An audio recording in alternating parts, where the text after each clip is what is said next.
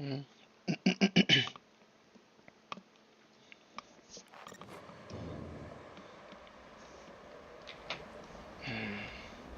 Okay, I think we're ready.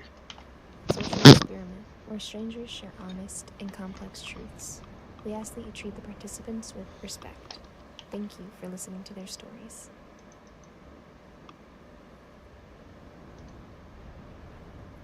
My ex-boyfriend said he would kill himself if he wasn't with me. I call him my ex because he's gone. I've been feeling grief for 2 months now.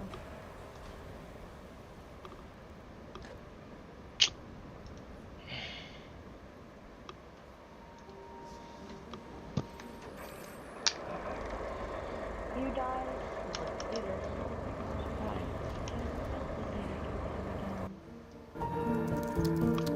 Chinga, con razón. I've lost loved ones, and I've also had friends who have struggled significantly with grief, but I can never tell those friends that I'm often very suicidal. I maintain this sunny disposition to hide what I've been going through, but as they're coping with loss, I'm coping with the effects that losing my own life might have on their life.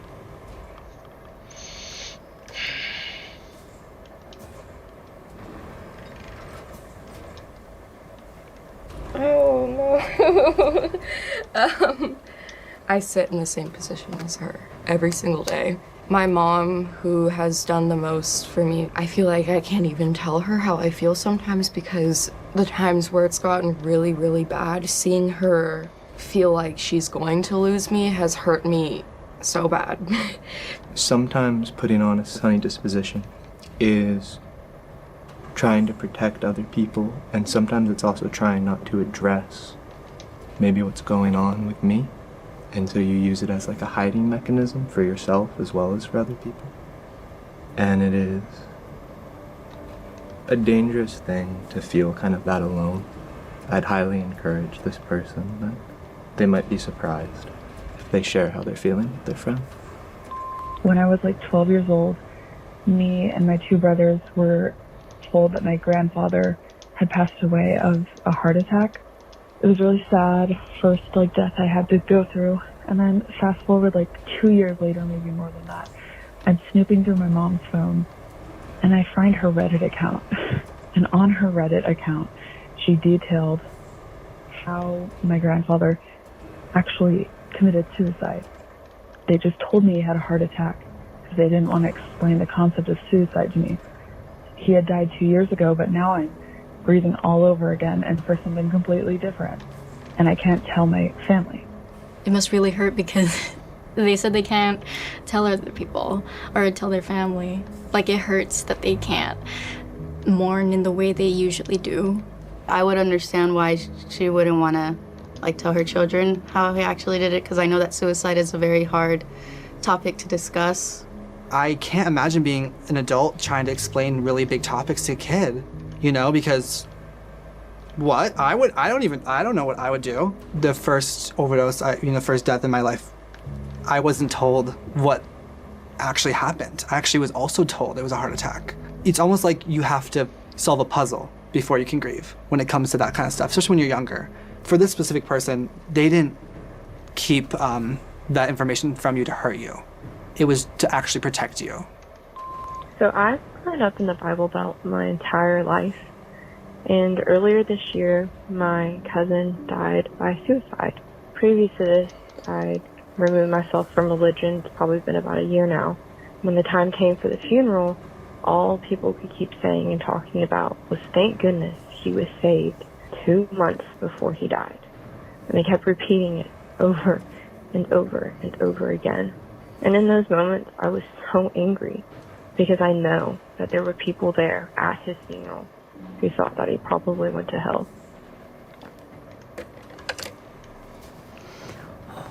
It's very unfortunate at a time like a funeral for people to discuss things like that, but that may just be their way of coping.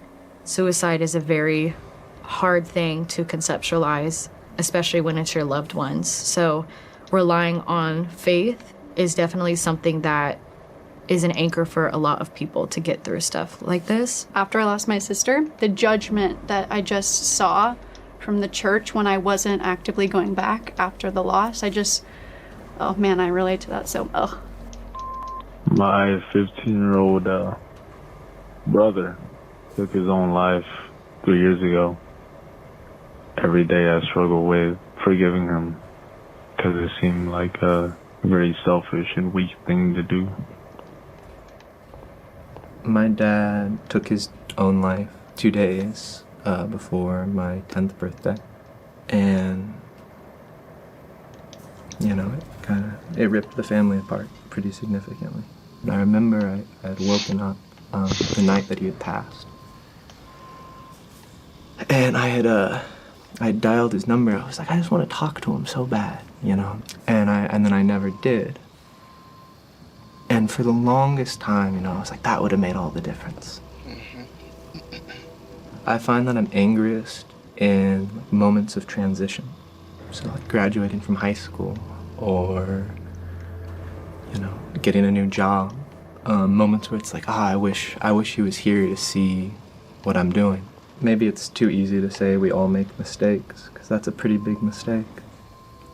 I hope he can forgive his brother, and more than forgive is accept his suffering and the choice he made. And, you know, life's different for everybody, and I think acceptance is like the right path towards peace. My ex-boyfriend said he would kill himself if he wasn't with me. I call him my ex because he's gone. I've been feeling grief for 2 months now.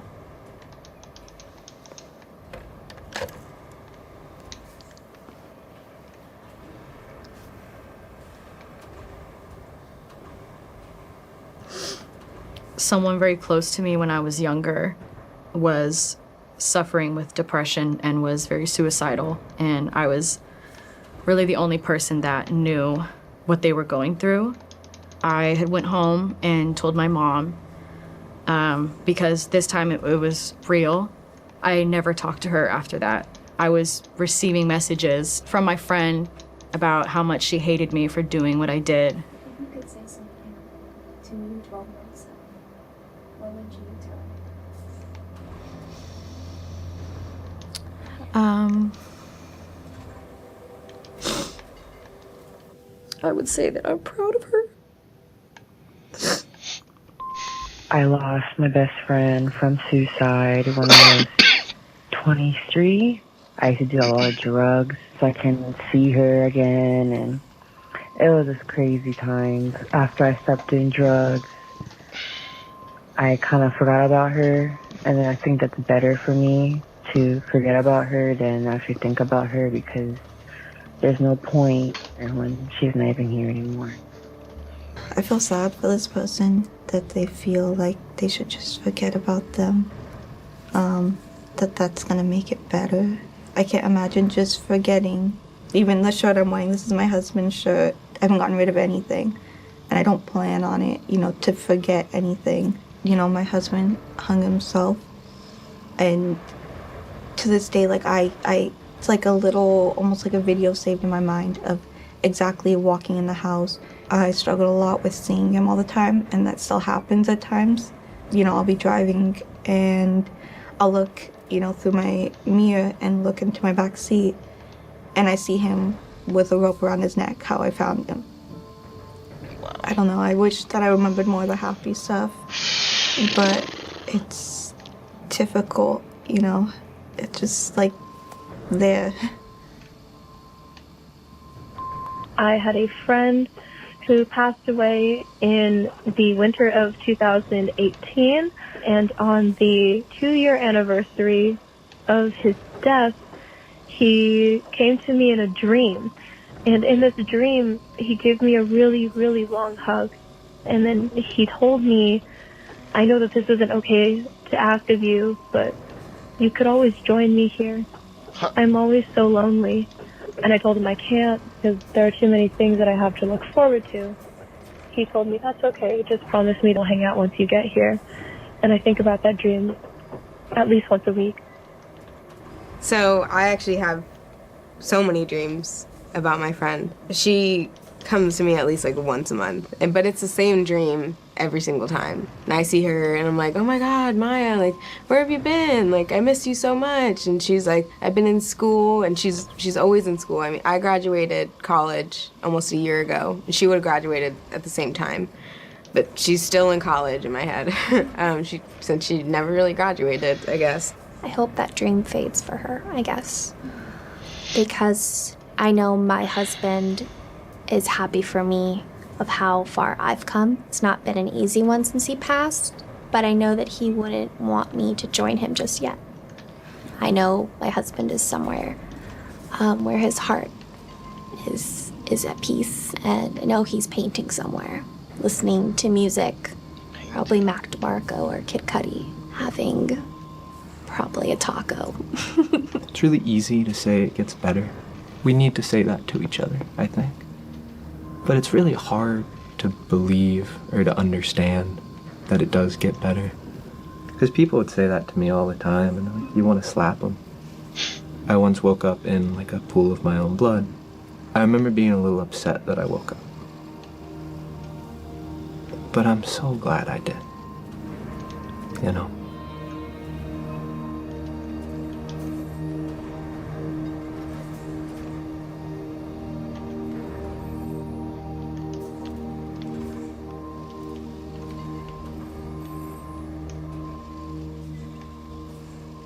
That was quick.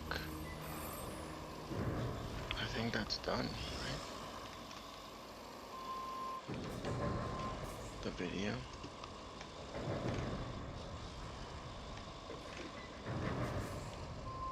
All right, Igor. So welcome back. Third time. Third time's the charm. The first time was a charm for me. You keep telling me you have all kinds of interesting things that are going on in your life. All these great stories. Yeah. So the ER is definitely never a quiet time. I mean, interesting things happening personally and professionally. Which one do you want to start with? I guess. Oh, let's do the personal stuff first. Okay. And we'll get that out of the way, and then we'll go to the professional. Perfect. I guess since the last time we sat down, you and I here, been about 6 months. Yeah. So I got my bachelor's in nursing, finally. Took a very stressful 4 months. And then I got trauma nurse certified. So now I can officially go in the ambulance, which is fun. And that's it. That's the only new things in my personal life. That's great. Yeah. That's enough, though. That's great. Yeah. And then professionally, like we were talking off camera here a second ago, started working here on the west side as well. Because normally you work downtown LA, which is a rougher neighborhood. Yeah. So downtown LA is like where I've been a nurse this my entire career. Literally right, MacArthur Park, my hospital, Skid Row. Yep. And then this opportunity came up to work here on the west side, and I couldn't pass it up. It's a per diem, so it's once a week or more. And it's very different type of nursing. How is working in Santa Monica different than downtown? Well, no one's yelled at me or attempted to fight me. No one's pulled a weapon on me either, which has been nice. And the hospital's very well funded. It's very well managed, and it's very, very organized. And all the equipment down to the IV start kits is about 3 generations ahead of what I use downtown. And so it's a very eye-opening experience. Be like, whoa, this is what money and a hospital feels like. From the patient side and patient care, obviously socioeconomically, Santa Monica, Marina, Palisades, Malibu is very different clientele than downtown Los Angeles. Yes, they see their doctor often. They are proactive about their health. So I see the patient like stage 1 of the disease process, so we can get them treated very fast, versus downtown where it's stage 3, their organs are starting to fail because this issue has been ignored. So it's a very night and day difference between the two. Less excitement? Still busy.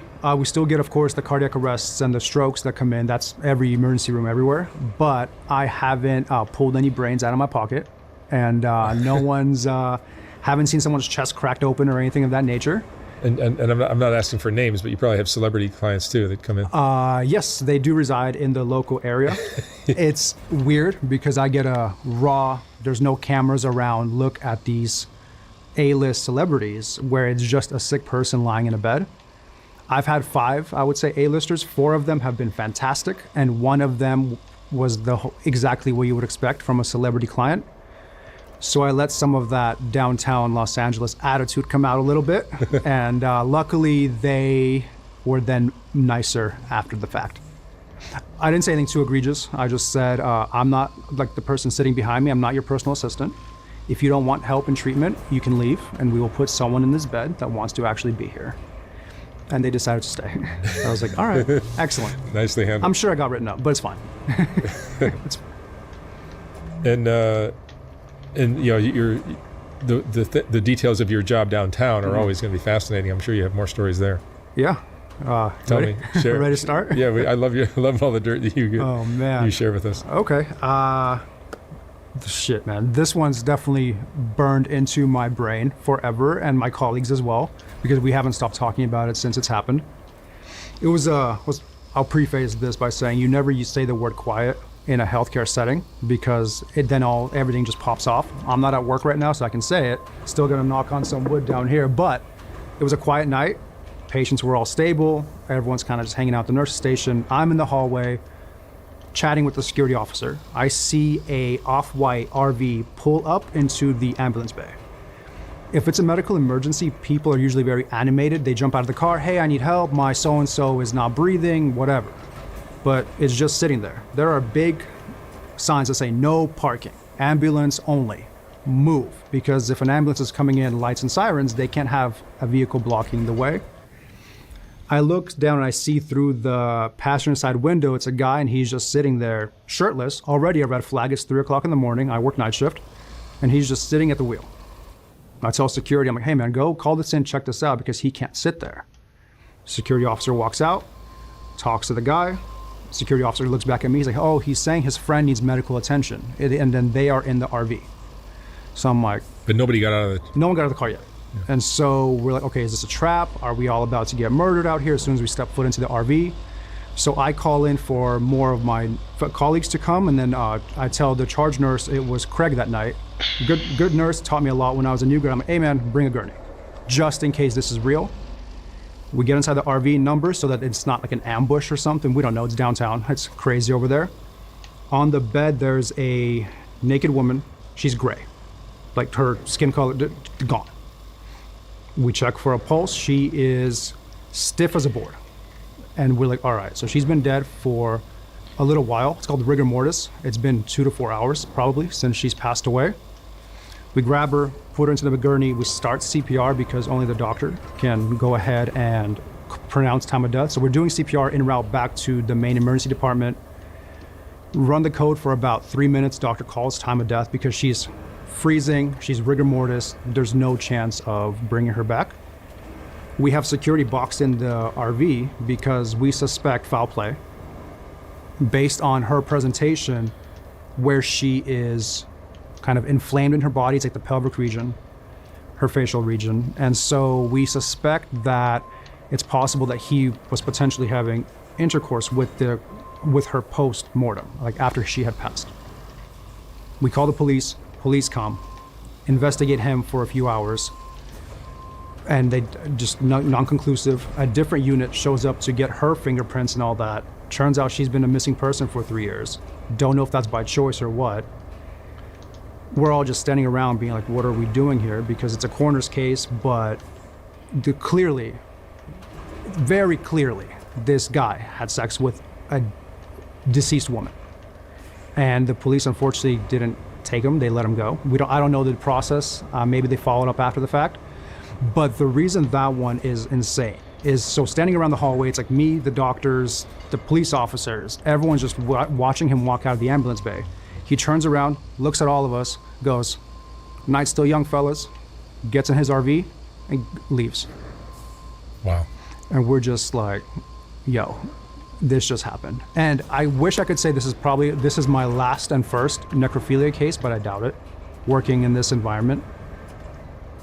But that's I guess you could say the craziness of the ER. You never know what's going to walk in through that door. And he walks away. He walks away. And then creepy enough, he started parking his RV across the street from the ambulance entrance for like 2 weeks. What? Yeah. And so then anyone going to the parking lot, we would be always like, you walk in pairs, no one's alone. Oh. I don't know what happened to him, but we haven't seen him in 3 months or so. But yeah, that was an interesting events unfolding for that one. Crazy. Yeah. Yeah, Skid Row is full of RVs now. Is it? Yeah. Well, I know we were talking that they're pushing everyone out of MacArthur Park area towards that side. And probably other areas of town too. Yeah, all to condense. And they're all condensing into Skid Row. The Olympics are coming up. Yeah, they're gonna fence off Skid Row. Yeah, that's 100% what they're gonna do. Hide it from everybody. Yeah, and now what else can you do? Because it's overpopulated, it's overwhelming, and I know that there are groups that try to help the individuals, but how do you help someone who maybe doesn't want the help? Because we get patients from Skid Row. That's really what they should do for the Olympics. Fence off Skid Row, and you're going to need some kind of pass in order to get in. Yeah. And the tourists won't be able to see it. That's one way. And the homeless won't be able to, to terrorize the neighborhood. Terrorize other parts of LA. Yeah. No one will see them. I mean, but then you run into is that humane to fence off a bunch of people? Oh, I mean, maybe if you have a doctor's note or something, you can escape or whatever. Governor. Yeah, something. Almost like a sober living situation where you need permission to leave the containment area. Yeah, that's what I'm saying. It's not a bad idea, Mark. Yeah, they should make me mayor of LA. I mean, at this point, I feel like why not? You can't do much worse, right? You can't do much worse. Yeah. My dad was giving me a hard time about not watching the news enough, so naturally I gave him a hard time right back. I told him to show the same paramedic. What else? I love these people. I had a paramedic in here recently. I watched it. Yeah, Will was good. It was good. Yeah, it's very different. It's same but different because he's literally first responder. He's dealing with it on scene and then handing them off to me, and then I continue the craziness. But no, that was a good one. But with us, it's endless. I can go on for days. We had a patient the other night. So the rule is, I'll backtrack a little bit. If you're checking into the hospital, you go walk through the metal detectors, it fires off, you need to relinquish if you have a pocket knife on you. You give it to security, they label it. When you leave, you get the knife back. Fair enough. I discharged a patient about an hour before this event. He walks out to 6th Street, which is near where my hospital is, and we see him on the cameras. If you're not allowed to nap on hospital property.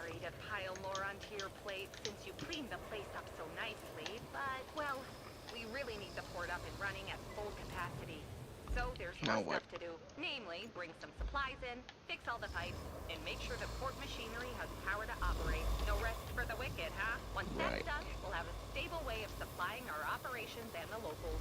That's gotta count. Where am I going? Okay, so let me just real quick. I actually, because I thought of Seeking secrets. Yeah. Shut up.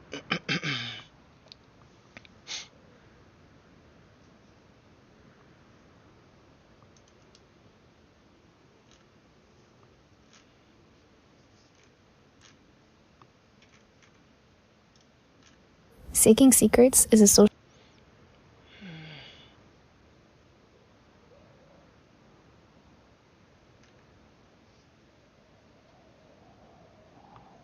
What is this? The check mark. Is that they're verified or what? I don't know.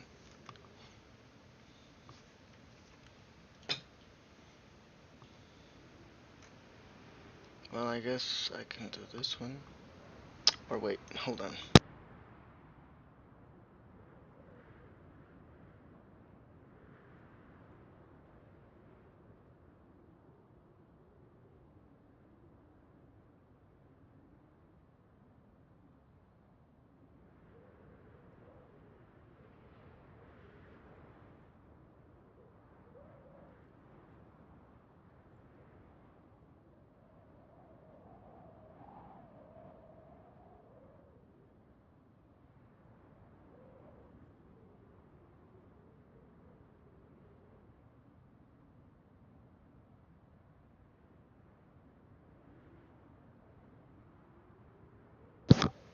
There's a lot, actually. I don't know where to start.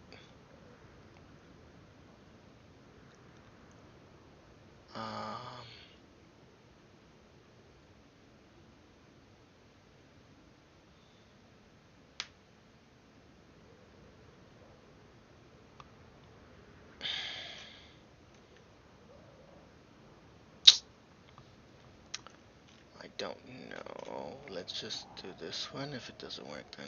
The channel's usual voice wouldn't touch this topic. It hesitated. It warned me. It tried to skip the script entirely. Okay. That's exactly why I'm the one reading it now. La misma música, though. La que no. Nobody posts an Instagram story saying, "Today I seriously thought about ending my life," but it happens. A lot. Every 40 seconds, someone makes that decision. Every 40 seconds, someone gives up. And maybe the most brutal part isn't the death itself, it's the silence before it. How many people do you know who laugh loudly in public, but go home feeling empty? How many of your friends are alive because they feel they should be? Well, you were busy with urgent tasks. Hold on.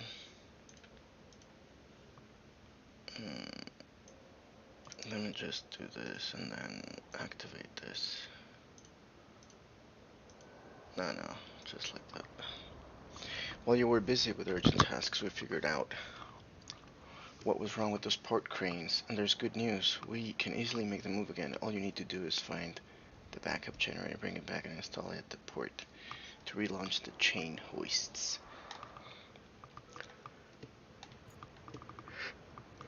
Well, I'm already here, though.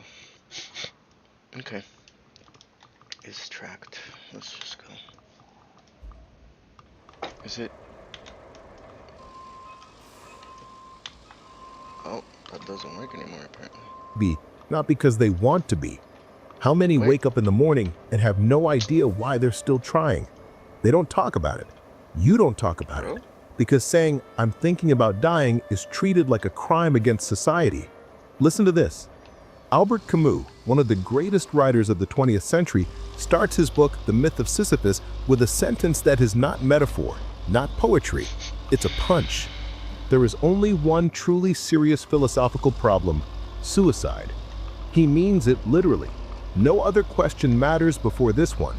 It doesn't matter if God exists. It doesn't matter if the soul is immortal. It doesn't matter if morality is real or if science will save us. Before all of that comes the abyss: is life worth continuing? If life has no meaning, why keep breathing? This question, the one almost everyone silently asks, is the most honest starting point philosophy ever had. And today, we're going to face it head on. No sugarcoating, no softening. We're entering the minds of people who thought deeply about this.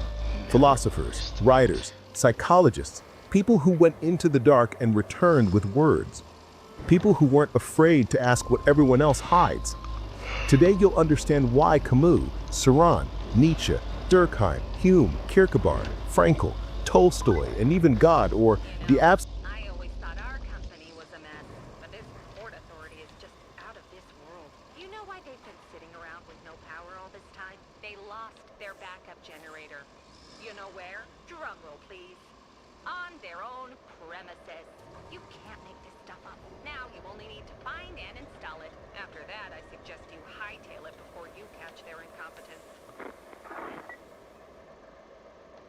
Which one is it? I'm actually not sure. Is that it? They both... Where do I have to find it?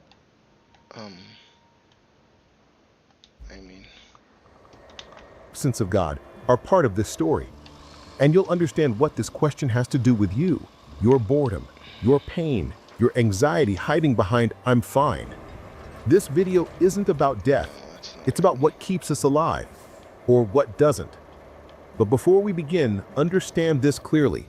This video is not an invitation to give up on life. It's a philosophical exploration, deep, difficult, honest, of ideas that believers and non-believers, optimists and pessimists have wrestled with for centuries. If you're going through something heavy, please reach out to someone, a friend, a professional, anyone who can listen. You don't have to carry this alone. You're not alone. Treat this video as a thought experiment, not a verdict. Questioning the world doesn't mean abandoning it. Let me tell you a story. A 19-year-old wrote, "Life feels like a locked room with no windows and no air. Everyone else can breathe. I can't. It's not drama. It's emptiness. and I don't know how to get out. 2 days later, he jumped from the 10th floor. Wow. No diagnosis, no goodbye note, just silence. This is the horror of the absurd. It's not a scream, it's suffocation. Camus doesn't romanticize it, he faces it. He says judging whether life is worth living is the fundamental question of philosophy. Not a clever idea, not an academic exercise, a wound. He wrote this in 1942, during World War II, when Europe was on fire. And even then he insisted, don't run from the question. For Camus, the absurd isn't the chaos in the world, it's the collision between our desperate need for meaning and the universe's silence. We ask why, and the universe says nothing.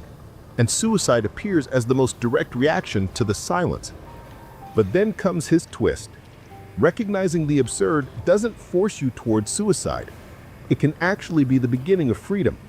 Suicide, he says, is not a solution. It's surrender. His answer is rebellion. Live even when life feels meaningless. Create meaning even when none is given. It's the myth of Sisyphus, pushing the stone up the mountain every day, knowing it will fall back down, and still refusing to stop. He writes, "The struggle itself towards the heights is enough to fill a man's heart. One must imagine Sisyphus happy." Camus doesn't want to comfort you. He wants to wake you up. To live while knowing life is absurd is pure courage. And then comes Saran, the pessimist who lived to 84. For him, suicide is the most intimate subject. He writes, "The only reason I haven't killed myself is that I always knew I could." That's not contradiction, it's bitter clarity. For Saran, the possibility of suicide is what keeps him alive, a silent escape hatch, a final freedom, a red button he never presses. But carrying that option is heavy. It's like walking through life with a symbolic weapon in your pocket. He writes aphorisms soaked in despair. To live is to degrade yourself second by second. Suicide is only the acceleration of this process. And yet he never does it. He writes instead. Writing becomes his form of resistance. This abyss Saran writes about was also mapped by Peter Wessel Zopfe, a Norwegian philosopher almost forgotten but frighteningly precise. He argued that human beings are an evolutionary mistake because we developed too much consciousness. We are the only animal that knows it will die, and this knowledge destroys us from within. Zopfe didn't believe in redemption. He believed consciousness should be reduced, suppressed, avoided. His conclusion was simple and brutal. Humanity should stop reproducing, not out of hatred for life, but out of respect for the suffering life guarantees. It sounds extreme, maybe insane, but think about how many people today are only alive because of inertia. People dragged forward by routine, obligations, and instinct. People living because they didn't have the time, the courage, or the permission to stop. This part of philosophy isn't trying to destroy anything. It's trying to say the truth that most people fear. Life is absurd, and yet we face it anyway. But here's where things become complicated. Because this courage to live inside the void runs into centuries of tradition saying the exact opposite. St. Augustine, one of Christianity's most influential thinkers, condemned suicide completely. In The City of God, he writes, "No one may take their own life to escape suffering. It is more honorable to endure suffering than escape it through death." For Augustine, only God has authority over life and death. Ending your own life is stealing a power that isn't yours, an act of disobedience to the Creator. Thomas Aquinas followed the same path, but more systematically. In the Summa Theologica, he argued suicide is a sin for 3 reasons. It goes against love of oneself, it harms the community we belong to, and it offends God, the author of life. In this view, suicide is not just wrong, it is a spiritual crime. It doesn't matter how deep the pain is, how silent the suffering is, how long the person fought. Ending one's own life is seen as rejecting the ultimate good. Now think about the distance between Camus and Augustine, between Saran and Aquinas. What's at stake is not just life, but who gets to define its meaning. If life has no built-in purpose, can you invent one? Or must you honor a purpose imposed on you? This is where the philosophical abyss opens wide. suicide stops being just an act. It becomes a radical question about freedom, suffering, and the value of continuing. Meanwhile, every Sunday, millions of people sing about a place where there is no pain, no death, no work, no fear, a perfect world, heaven. Now answer honestly, if heaven is real, if it's infinitely better than earth, if it's peace, relief, and perfection, why are you still here? Why do you wake up early for a job you hate? Why do you pay bills, fight anxiety, endure stress, watch war on TV, and lie in bed with your head full of worry? If heaven is that perfect, why not go there sooner? Because suicide in this context is not faith, it is sin. And here we understand something important. Suicide is not only a personal struggle, but a social and spiritual mirror. This is where Emil Durkheim enters, the father of modern sociology, who took suicide out of the realm of psychology and examined it as a collective phenomenon. In his 1897 book, Suicide, Durkheim didn't look for villains, he looked for patterns, and he found them. He classified suicide into 4 types, each revealing a fault in society's structure. First, egoistic, when a person is isolated, disconnected, without community. Second, altruistic, when someone dies for a collective value, martyrs, kamikazes. Third, anomic, when society goes into crisis and its rules collapse. Fourth, fatalistic, when external control is unbearable, prisons, slavery, tyranny. Durkheim did the unthinkable. He showed that suicide rates rise when society fails to integrate and support its members. It's not madness, it's structural failure. The more people are taught to dream of paradise, the more unbearable life becomes when Earth doesn't look like it. But underneath all this is a deeper question. Why do we tolerate so much suffering in the name of a better world after death? Why is earthly pain seen as something noble or even necessary? Why is suicide viewed as escape when from another angle it could be seen as longing? This is exactly what Soren Kierkegaard noticed, but from a different direction. To him, physical suicide is only a symptom. The real abyss is existential despair, the slow death on the inside while the body keeps walking. In The Sickness Unto Death, he writes, "Despair is the deepest form of sin. It is wanting to be rid of oneself." He goes further. Many people don't even realize they're in despair. They live automated. You're our best driver, but even your vehicles get a little wear and tear. So could you deliver a shipment of parts from the port to the river base? Should be a great help, especially for those less careful than you. Which is everyone. I guess we won't be getting out of the plumbing business anytime soon. I got this new task for you, and it smells. Just a bit. The port's oil terminal has a sewage system, believe it or not, and it was royally messed up by the storm. A full valve replacement is in order, so could you kindly carry it out? In exchange, the locals say they'll make their supply depot available to us. Sounds like a great deal.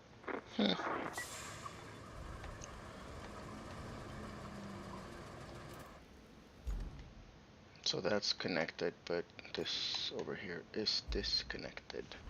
For some reason, pero ya me lo marcó como, a ver.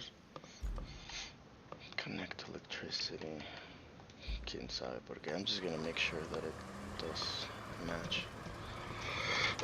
Lives, empty marriages, joyless jobs, routines numbed by habit. They don't kill themselves, but they don't live either. And for Kierkegaard, that is worse than suicide.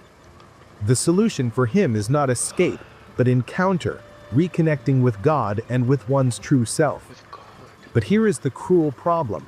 What happens when God feels absent, when prayer returns only silence? How many people die waiting for the promise they were given? And the world keeps delivering brutal examples. The girl in Pakistan who set herself on fire because she was forced to marry her cousin. The elderly man who jumped from a hospital window after his wife died. The 11-year-old boy who ended his life because of months of bullying. None of them talked about heaven, they just wanted the pain to stop. Sociologist Zygmunt Bauman once said, "We live in liquid times, fragile ties, weak institutions, empty promises." And in such a world, the idea of eternal paradise can feel oddly cruel. If heaven is so good and earth is so terrible, why are we forced to stay? Because suicide breaks an unwritten rule, the rule that we must suffer with dignity. Religion tolerates pain as long as it keeps you obedient. That's why suicide is punished. Not because it's the end, but because it's rebellion. It is the rawest scream of someone who refuses to keep playing. That's why saints die burned, but never jump. And maybe that's why so many choose silence instead of action. Because living between a daily hell and a distant heaven demands a kind of madness society calls normal. In Switzerland, a terminally ill person can walk into a clinic, sign a form, drink a clear liquid, and die peacefully within minutes. Legal, accepted. But the same person doing it alone in most countries would be labeled insane or criminal. What separates a free choice from a deadly sin? In unbearable pain, where does life end and freedom begin? The Enlightenment philosopher David Hume challenged this hypocrisy long before modern laws existed. In his essay on suicide, he asked what almost no one dared to ask: why shouldn't a person be allowed to choose death if life no longer offers any benefit to them or to others? Hume attacked three pillars at once. First, the idea that suicide is unnatural. He argued that nothing a human mind can choose or carry out can be considered against nature, because humans themselves are part of nature. Second, the religious argument. If everything that happens is God's will, then suicide would also be part of that will. Third, the moral duty to society. Hume insisted that no one should be forced to live as an involuntary burden. He framed suicide not as weakness, but as extreme freedom, a final break between having to live and wanting to live. But then comes Schopenhauer, and he drags the discussion somewhere even darker. For him, to live is to suffer. Suffering is the unavoidable result of a blind force he calls the will to live. Human life swings like a pendulum between pain and boredom. The will is irrational. It pushes us to desire endlessly, without purpose. We want without knowing why. We suffer because we want. And suicide, he says, looks like an escape, but isn't. Because killing the body does not kill the will. That's why Schopenhauer says suicide is not the denial of the will, it is its ultimate act. Wanting to stop suffering is still wanting. True liberation comes not from suicide, but from asceticism, the voluntary extinction of desire, a kind of death while still alive, not killing the body, but emptying the self. Then Nietzsche arrives and shatters everything again. For Nietzsche, suicide is neither heroic nor cowardly. It is ambiguous, complex, deeply human. In Thus Spoke Zarathustra, he introduces the figure of the free death, the one who chooses the moment of their death consciously, like an artist signing their final masterpiece. Die at the right time, he writes. But Nietzsche's right time is not the moment of despair. It's not collapse, not escape. It's the peak of life, not the bottom of it. Nietzsche criticizes those who kill themselves out of pain, boredom, exhaustion. For him, the true value lies in saying yes to life, even when it bites, even when it wounds, even when it makes no sense. This is where the argument fractures. Some say freedom is the right to die when you choose. Others say freedom is surviving even when you no longer want to. And reality exposes the contradictions. Terminal patients begging for the right to die with dignity. Teenagers ending their lives because of bullying. Adults drowning in depression and medicated into numbness. Humanistic psychology, Carl Rogers, Maslow, Irvin Yalom, brings a different lens. They don't call suicide a sin, and they don't glorify it as liberation. They ask, what was missing? What wasn't heard? What connection failed? Yalom writes, the desire to die often comes from the desire to escape a life that feels unbearable, not from a desire for death itself. And then Viktor Frankl enters the conversation. A survivor of Auschwitz. He watched his parents die. He watched people around him give up on life. And he wrote, life is potentially meaningful under any conditions, even the most miserable. Frankl wasn't naive. He lived through hell. But he learned something. Even in the worst place imaginable, A gesture, a memory, a word can anchor someone to existence. His logotherapy starts with a harsh truth. Humans do not need pleasure, they need meaning. And where there is meaning, there is endurance, even in suffering. This doesn't make suicide a mistake. It reframes it as a desperate attempt to end pain when meaning collapses. And this is where society fails. Instead of listening, it shames. Instead of questions, it throws statistics. You can want to die without wanting to die, and no one will ever know unless you're allowed to speak. How many people die because no one heard them in time? Men, especially, die in silence. That is the unwritten rule taught by generations. Don't complain, don't cry, don't ask for help. Strength is silence. Emotion is weakness. How many fathers, brothers, co-workers are slowly dying on the inside right now? Not because they want to die, but because they never learned how to say, I can't take this anymore. In those cases,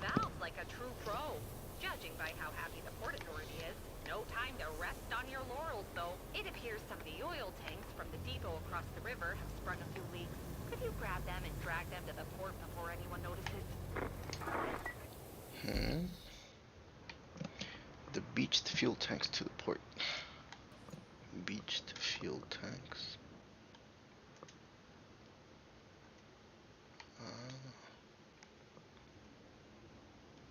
72%.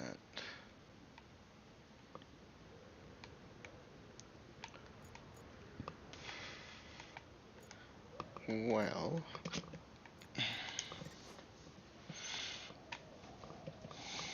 the port. What this guy's saying is interesting, though. I'm gonna rewind it a little bit, just. As a desperate attempt to end pain when meaning collapses.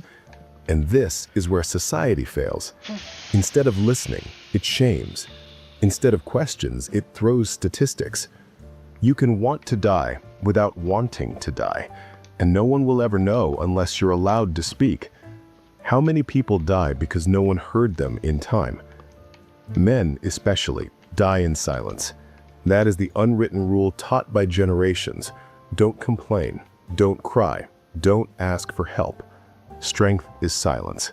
Emotion is weakness. How many fathers, brothers, co-workers are slowly dying on the inside right now? Not because they want to die, but because they never learned how to say, I can't take this anymore. In those cases, suicide isn't despair, it's loyalty to the script they were given. Endure until the end. This ideal has ancient roots, the Stoics.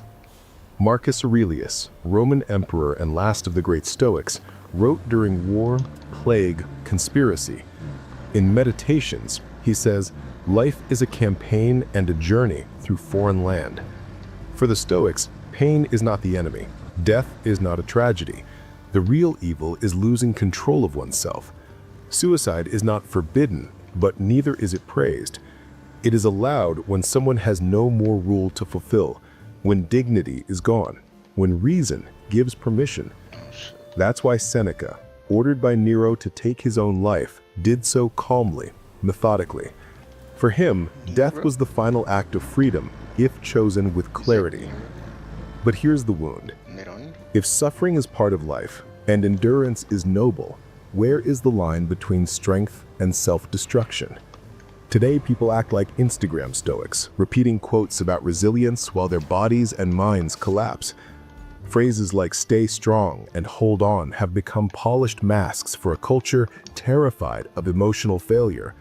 A culture where suicide isn't just taboo, it's a scandal, a betrayal of the performance everyone is expected to keep up. And yet the Stoics themselves understood limits. Marcus Aurelius wrote, "If life becomes unbearable, leave it as you would a room filled with smoke." He allows the possibility, but with a condition. Suicide is valid only when dictated by reason, not emotion. But who decides that? When does pain stop being temporary and become unbearable? Why must reason be the guardian of life when life itself is bleeding from within? Modern self-help borrows Stoic ideas but strips them of their depth, turning duty into empty positivity. Stoicism wasn't about smiling through pain. It was about responsibility, purpose, finishing the mission. But what if there is no mission left? What if everything has been tried? Even the Stoic breaks eventually. What then? Become stone? Become steel? Numbness is not wisdom. Maybe this is why the philosophy of discipline must meet another truth. Humans are not machines. They are flesh, chaos, limits. It is no coincidence that so many men die by suicide. They were taught that living is resisting, and that dying might be the ultimate act of control. But that's a trap. Turning self-control into a prison, turning pain into proof, turning death into a medal. There is no honor in dying without ever saying, "I'm scared." No virtue in surviving just because it's what you're supposed to do. Maybe true stoicism is not resisting until collapse, but recognizing when living has turned into obligation instead of choice. Some people die by decision. Others die because they ran out of options. And others don't die because they fear being blamed for their own suffering. At this point, suicide becomes not an act, but a moral dilemma. And here lies the philosophical knot. Total freedom is unbearable. If everything depends on me, even continuing to breathe, then everything I do or fail to do becomes my fault. Nietzsche understood this poison well. He said humans are the only animals capable of carrying the weight of their own existence, and this destroys them. But he also said, he who has a why can bear almost any how. For Nietzsche, suicide is not evil, but a symptom, a sign that the why has vanished. But can a devastated life still find a why? Can someone say yes to existence when everything around them screams no? Jean Amory, a Holocaust survivor, wrote in On Suicide, "The suicidal person does not want to die. He only wants the pain to stop." That distinction changes everything. Suicide is not a longing for death. It is a refusal of meaningless suffering. Peter Wessel-Zapfe, the Norwegian pessimist, said something similar for a different reason. Human consciousness is an evolutionary mistake. We see too much, understand too much, fear too much. We're the only species aware of our own end, and that knowledge burns us from the inside. His solution was not personal suicide, but philosophical suicide. Stop reproducing. Stop creating new beings to suffer. Not cheap nihilism, brutal logic. But then comes the unexpected counterbalance, Leo Tolstoy. A genius, wealthy, respected worldwide, and still so deeply empty he wanted to end his life. He writes in A Confession, "I wanted to live, but I no longer knew why. And this tortured me." Tolstoy tried science, philosophy, art, none of it worked. He found meaning in something simple: faith, compassion, moral responsibility. Not because he proved life was worth it, but because he chose to make it worth it. And that's the point. There is no universal answer. There is only the responsibility of making life something that can be continued, even in broken pieces. Nietzsche, in the end, stands side by side with Viktor Frankl.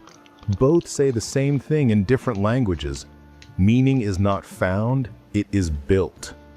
And if meaning collapses, the question is not why someone chose death, but why the world failed to support them in staying alive.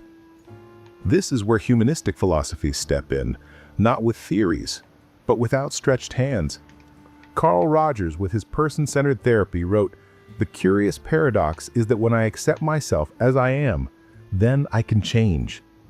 Humanism bets on this. Despair can transform when it is heard, not with cliches, not with positive slogans, but with the courage to say, "I'm here." And no one should have to decide anything alone, because living or dying should never just be a private burden. It should be a shared responsibility, not for judging, but for ensuring no one has to die because they were too alone to keep living. And if someone still chooses to go, then let it be with truth, with clarity, without shame, without silence, with the same freedom with which they could have chosen to stay. In the end, life is a verb in the present. Suicide, even when it is an ending, was always a question first. And we still don't have a final answer. Life is fragile, but silence is even more fragile. Yep. If you made it here, if you listened to every word, felt every line, paused in every quiet moment, then you understand this video wasn't made just to inform. It was made to relieve the weight of something you might never have said out loud. Here, we don't pretend everything is fine. Here, we think together. We feel together. We continue together. This channel exists for that, for lucidity in a world that shoves pain under the rug. And if this touched you, if it woke you up, comforted you, unsettled you, or gave you a moment of relief, maybe it can help someone else too. If you want and are able to support this work, there are direct ways to do that. Becoming a channel member helps keep this production alive, consistent, and evolving. You also get access to exclusive content, behind the scenes, early reflections, and a closer connection to what's coming next. Using the Super Thanks feature, you can send a one-time contribution like a thank you with weight, a gesture that helps this project stay standing. But let me be clear, just by watching, by being here, by sharing this with someone who needs it, you're already helping more than you realize. You're already part of this. This channel is ours, built from the questions no one else wants to ask and the people like you who don't run away from them. Thank you for being here. Thank you for staying. Thank you for making this possible. I'll see you in the next video. For staying to watch it and give me your money.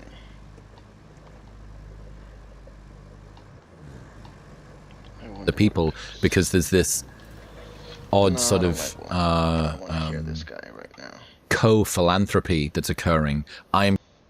The channel's usual voice wouldn't touch this topic.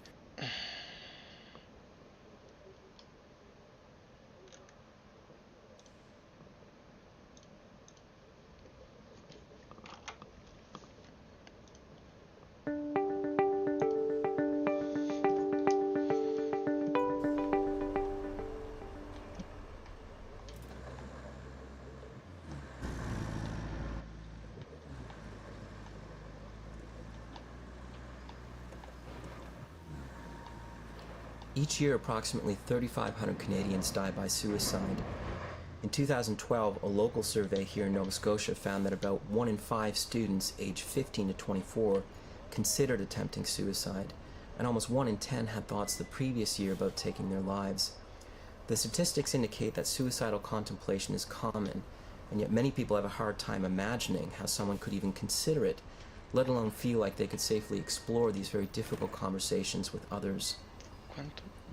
This is part 1 of a 2-part discussion on suicide. The first video will look at ways that we can try to understand or make sense of suicide, including circumstances and vulnerabilities that could make suicide a viable option for some people. The second video will tie some of these things together, discuss risk factors, and offer suggestions as to what we can do, either as the one who is suffering or as someone trying to provide support. The first question can be summarized like this. How does a person get to a point where they might willfully kill themselves? Now, I don't mean to suggest that we could ever fully understand or explain a suicidal act by appealing to some prior event or a clear-cut cause. I don't think that's possible.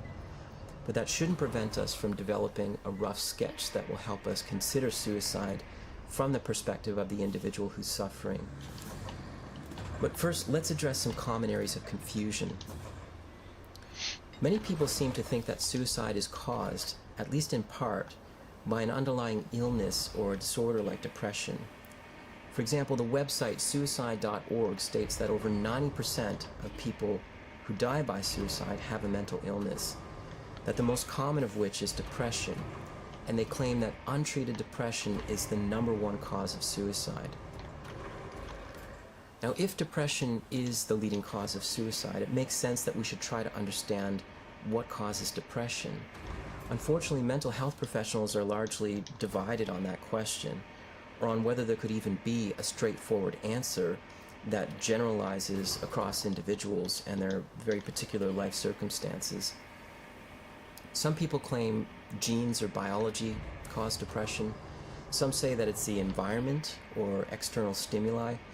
Some say it might have more to do with how the individual deals with emotions and the quality of their social relationships, or even how they make sense of themselves, others, and the world as they encounter it. My own position involves an integrative or a biopsychosocial understanding as opposed to a medical or a disease model of depression.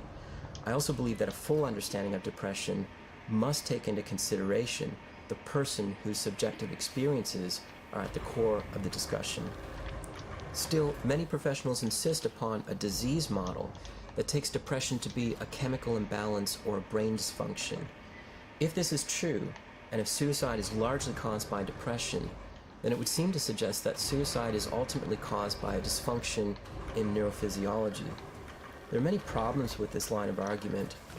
First, many people attempt suicide without being depressed, and of course the overwhelming majority of people who suffer from depression don't attempt suicide, and may never even think about it, which tells us that there's no strict causal relation between depression and suicide. Recent studies also suggest that while depression may often have an indirect link with suicidality, it's perhaps better explained by psychosocial factors, including emotional anguish related to psychological or interpersonal needs that have gone unmet. Secondly, it doesn't seem right for us to say that suicidal thoughts, feelings, or impulses are caused by dysfunctional neurobiology or chemical imbalances in the same way that insulin imbalances cause type 1 diabetes. People are not passive too, but rather actively engaged in their first-person experiences, such as thinking and feeling, doing, even the sort involved in what we call depression. For example, compare the fact that a person can have cancer without ever knowing it with depression, which by definition must involve you experiencing something that you're not only aware of, but also something over which you typically have some voluntary control. So as much as a person may feel sadness and despair to the extent that the psychological distress makes them unwilling to get out of bed in the morning, the fact of the matter is they're still physically capable of doing so. Now, I'm not suggesting for a moment that depression is something that can be easily overcome or that it's simply a matter of willpower or anything like that. My point is that having cancer is not like being depressed, no matter how much people try to force the comparison. I think they do so out of a concern that if depression can't be objectified as a physical thing observable in the third person, it risks being dismissed as not real. I hope people can see just how ridiculous this is. Our first-person experiences are real. Human suffering is real. We don't need to engage in unnecessary biological reductionisms in order to justify their validation. That's not to say that there aren't more objective ways of trying to understand aspects of depression or suicidal thinking. For instance, those labeled as depressed and suicidal often exhibit predictable general patterns of thought. For example, catastrophic all-or-none thinking, negative self-attributions, or a sense of hopelessness. But the existence of such patterns isn't to be explained by some yet-to-be-found biological cause. They are expressions of people who may find themselves in situations that, for them, involve a kind of psychological suffering that often feels unbearable. And although distorted thoughts and overwhelming feelings may strongly compel a person to construe the situation in a way that restricts the range of possibilities that feel open to them, or that intensify feelings of helplessness, suicide is still closer to a voluntary act such as raising one's hand than it is a causal event driven by biological mechanisms in the brain or antecedent conditions out there in the environment. It's interesting to consider how our use of language can have unintentional consequences for how we think about suicide. In recent years, we prefer to avoid saying that someone committed suicide. Understandably, people want to avoid judgment or blame, such as when we talk about committing murder or a serious crime. But notice what it's been replaced by.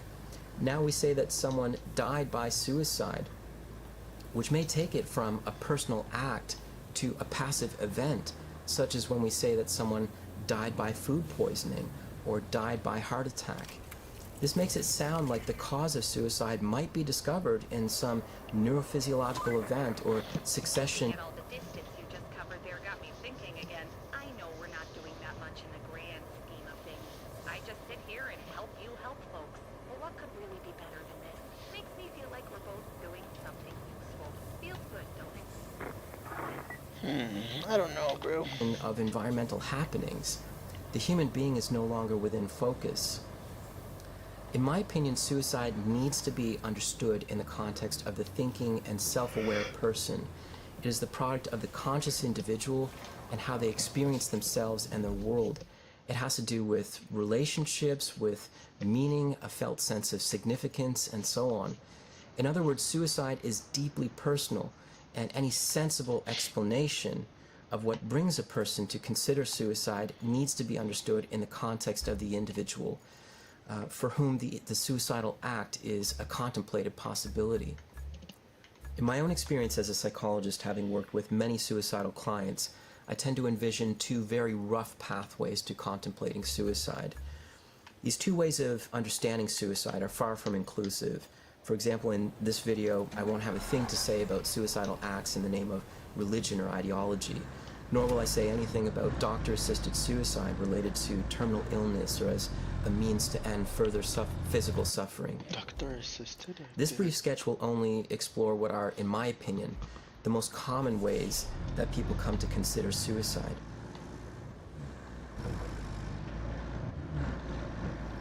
One path involves the person experiencing or anticipating having to experience some prolonged and unbearable psychological or emotional pain. And so the individual is strongly motivated by a desire to escape an intractable situation involving excruciatingly intense psychological pain and suffering. So, for example, a person may feel unbearably ashamed, unlovable, inadequate, lonely, misunderstood. Maybe they've been cheated on, habitually lied to, betrayed, or hurt beyond words. They might have felt rejected by others and by society such that they feel estranged from the world. The list goes on and on. These individuals may seek refuge in the thought of suicide since it would mean an end to their emotional pain.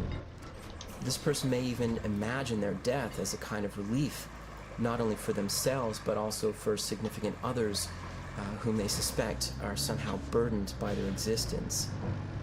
Now, it's important to note that this kind of thinking is almost certainly based on distorted assumptions. The reality is that suicide survivors, such as friends and family members, are devastated when a loved one takes their own life. It causes psychological wounds that never fully heal. Now, for others, it's the opposite of what I'm describing. They know that their death would cause their loved ones to suffer, and the guilt that they feel for inflicting that kind of pain is pretty much the only thing stopping them from acting. Oh yeah, that's me. Keeping with this theme of suicide as a way to deal with psychological pain are various psychodynamic interpretations, one of which takes suicide to be, in some cases, an act of aggression. In this situation, the person is thought to harbor considerable anger, often unconsciously, towards some significant other or others. The feelings of anger and rage are, for various reasons, just too much for this person to experience or express outward, so these feelings are instead turned inward and effectively unleashed on themselves. In these situations, we often discover that someone may have good reason to feel hurt and angry toward people who've caused them to feel neglected, mistreated, betrayed, and so on. But the feelings of anger are curiously absent.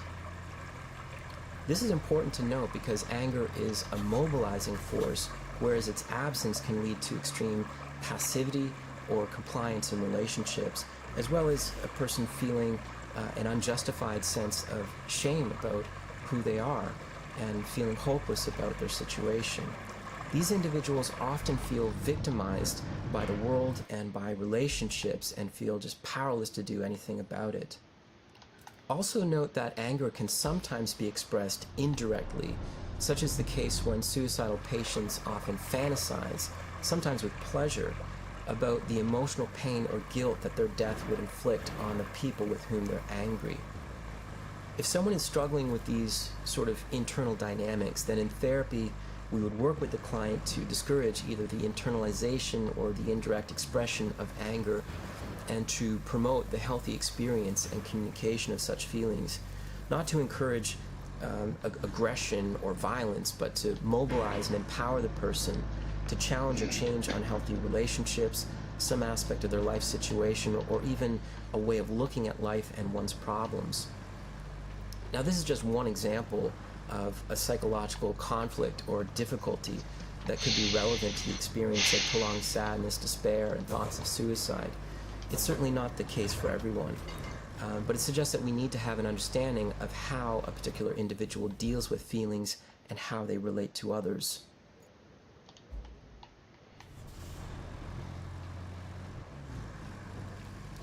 The second very rough path to suicidal thinking is motivated less by a desire for emotional reprieve than by a perceived lack of meaning in one's life. These people are often tormented by thoughts such as, what is this life for? Why am I here? What is the point of it all? In short, they lack a sense of meaning or purpose, and as a result, give up on the idea of living. Sometimes this is called logical suicide, though many philosophers have claimed that it's illogical, at least insofar as the problem of meaning is concerned. This is a position that I would defend, and I may address in a future video if there's some interest. Although suicide and life meaning are often neglected in the psychological literature, there's growing research shedding light on its importance. For example, a 2013 study found that the presence of meaning in life predicted decreased suicidal ideation over time and lower lifetime odds of a suicide attempt. Other studies found that a purpose in life, which is a related concept, was also associated with decreased suicidal thinking. Most of us tend to borrow meaning from our wider culture. In the Western world, we might value people who are great basketball players or pianists or real estate brokers. Such abilities would have little benefit or value or meaning to people living in drastically different cultures. For example, in traditional hunter-gatherer societies. Meaning is in many ways relative, since it's defined by our distinctive cultures or by us as individuals. As an applied example, we might consider Canadian Aboriginal people, who have the highest rate of suicide in the country, more than 5 times the national average. What? There's been some insightful research on this issue. A 2008 study found that while Aboriginal suicide rates were largely unrelated to measures of socioeconomic status or geographic location, they're drastically lower among bands that were able to hold on to their language and their cultural identity and a degree of self-determination. Cultural sources of significance appear to be protective factors against suicide, at least in some cases. I can also offer some clinical examples illustrating this link between meaning and suicidal thinking, such as when exceptionally talented musicians and athletes sometimes become suicidal after a serious injury. They become incapable of doing that thing that gave their life meaning. And of course, there's the cliche, though not uncommon example of the middle-aged individual undergoing a midlife crisis where they become suicidal. They get a subconscious glimpse of their own mortality and so begin to question many of the meaning systems by which they lived, and then finding no point or purpose in it, begin to see suicide as a viable option. Though these examples will often involve emotional distress, I'm separating them here because the crucial motivator is a perceived lack of meaning. Some, including myself, would argue that brief spells of suicidal thought, due to a perceived lack of meaning, can be more or less expected in those who seriously question life's purpose. Nobel Prize-winning author Albert Camus tackles the subject of meaning and suicide in his book The Myth of Sisyphus, claiming that it is legitimate and necessary to wonder whether life has meaning, therefore it is legitimate to meet the problem of suicide. So he concludes that every fully conscious human being has at some point contemplated suicide. To never question life's meaning is to blindly assume it. Conversely, to question the meaning in life is to entertain the possibility of meaninglessness and to assume responsibility for creating a kind of relative meaning that will sustain one's life. The well-respected psychiatrist and therapist Irvin Yalom takes a similar position and argues that meaninglessness is one of the givens of existence that every lucid human being must confront. Rather than passively supposing life's meaning, the individual actively questions the reasons for living. This smells. Actually, I guess it's a complex fragrance. Oil, sewage, and money. Could you say it smells like victory? I suspect you're well and truly over oil and pipes. Can't say I don't feel the same. LOL, bro. God damn, todavía me falta esto, toda esta parte. Find the backup generator and connect it to the chain hoists. But that's the thing, how do you mean... find it? Backup generator?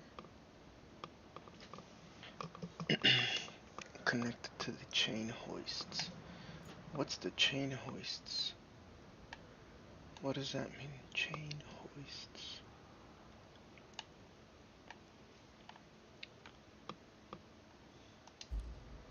So this works now? Power failure. Oh no, todavía no. Should I bring a scout? I think I should bring a scout.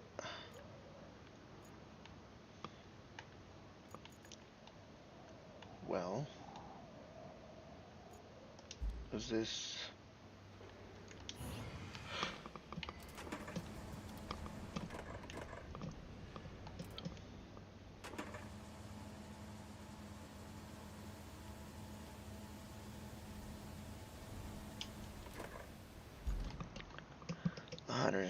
liters, okay. And by either finding or creating them is choosing to live, which increases one's awareness, both of their freedom and responsibility.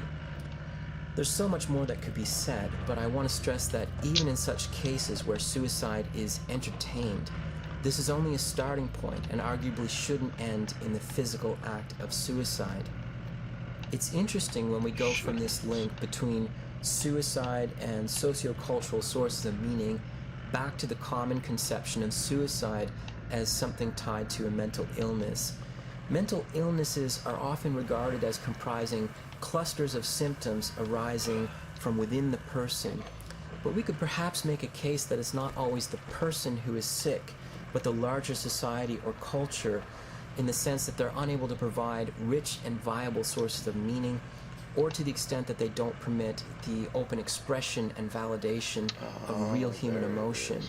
Such factors may partly contribute to the emergence of suicidal thought as a seriously entertained possibility. For example, a culture that suggests that money buys happiness insists on the need to be constantly smiling, or suggests that, there's something wrong with being sad or vulnerable.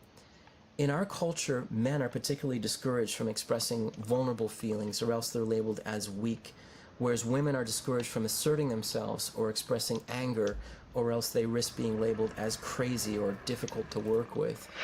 Assumptions such as these are everywhere in mainstream culture, and they no doubt play a significant role in our mental health, though we largely ignore them. Sometimes it's societies, cultures, and communities that are in need of change. If we don't recognize this, and if the individual is labeled as pathological, they're only going to feel more ostracized, stigmatized, and so on, which can lead to a place where suicide becomes a contemplated option.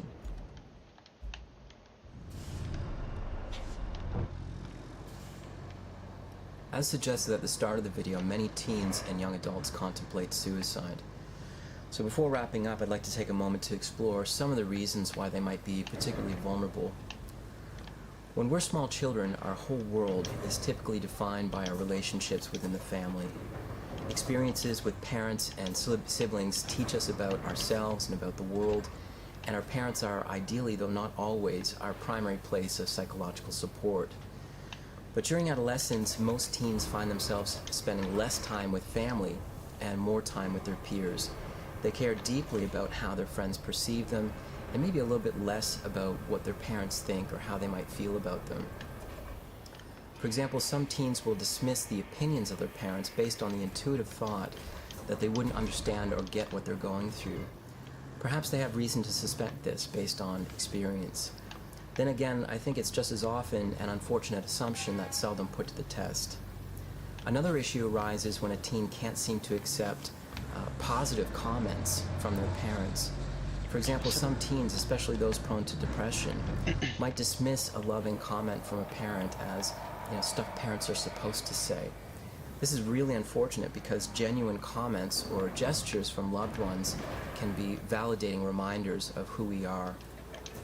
If it's true that we often learn about ourselves through the eyes of others, then adolescents are increasingly doing so through interactions with peers. But many teens are simultaneously afraid to be who they are for fear that this would lead to possible rejection. Many teens then engage in some kind of conformity. Oh, wow. That's a huge journey, man. Not many can claim that. Great job getting the board a kickstart. Seems to me they picked up a thing or two about competence from you. They already offloaded a shipment of replacement solar panels and other spare parts for the solar station. Now you need to plan a route to forward the containers to the river base for processing. Show them how it's done. Again. Let's set up a route to send the shipped cargo to the river base. You did a great job at the port. Now it's fully operational. The first cargo with the new panels and all the necessary spare parts for assembling inverters and repairing the solar station has been just shipped and offloaded. The next step is to plan a route to send the received containers to the river base, where they will be unpacked and prepared for installation.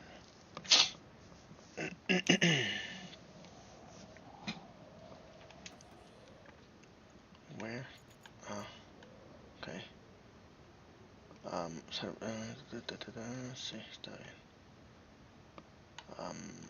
Okay. Start plotting.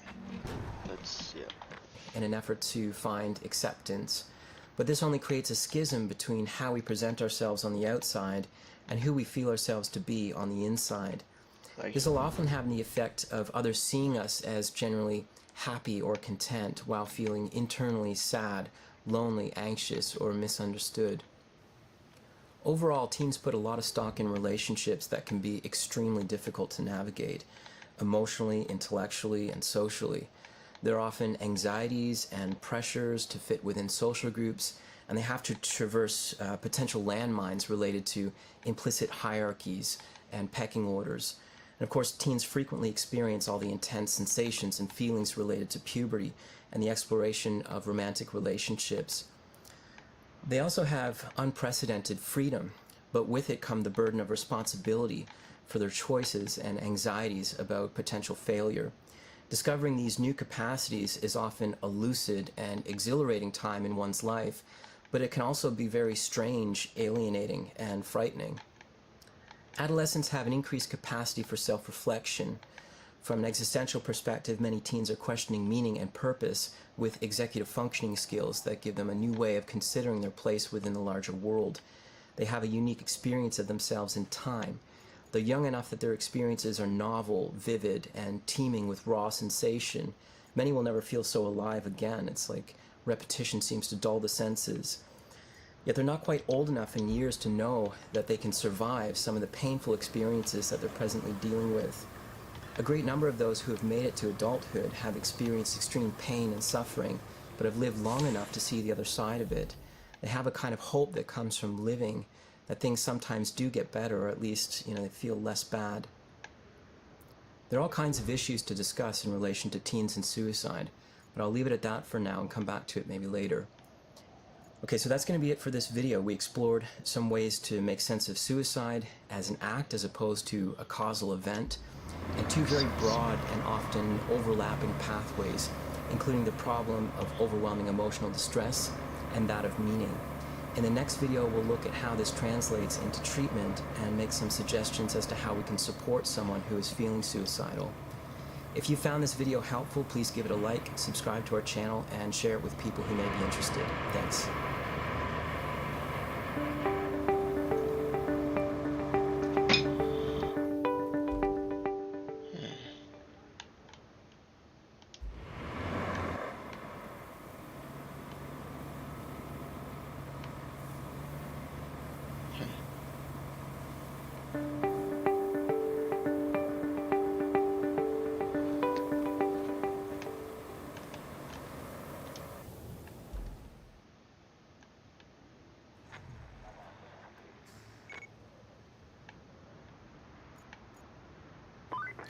In the last video, I covered The spare parts for the power station are all unpacked and ready to be installed. Our guys sure know how to do their jobs.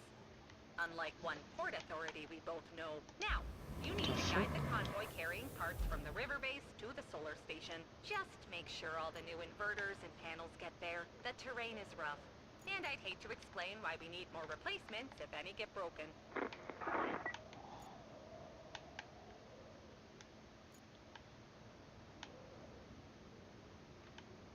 Did it just fail? What happened to it? I don't understand.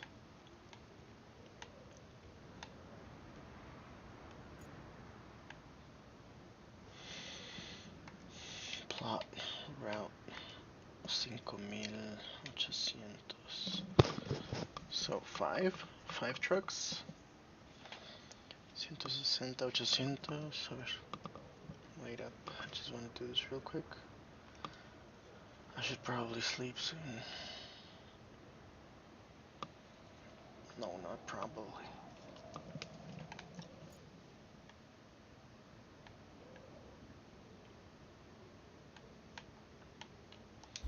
That was weird. Why did it go like sideways and then Sifu Pt.1 and then it recorded it as like a good route? That was weird. I don't know why that happened.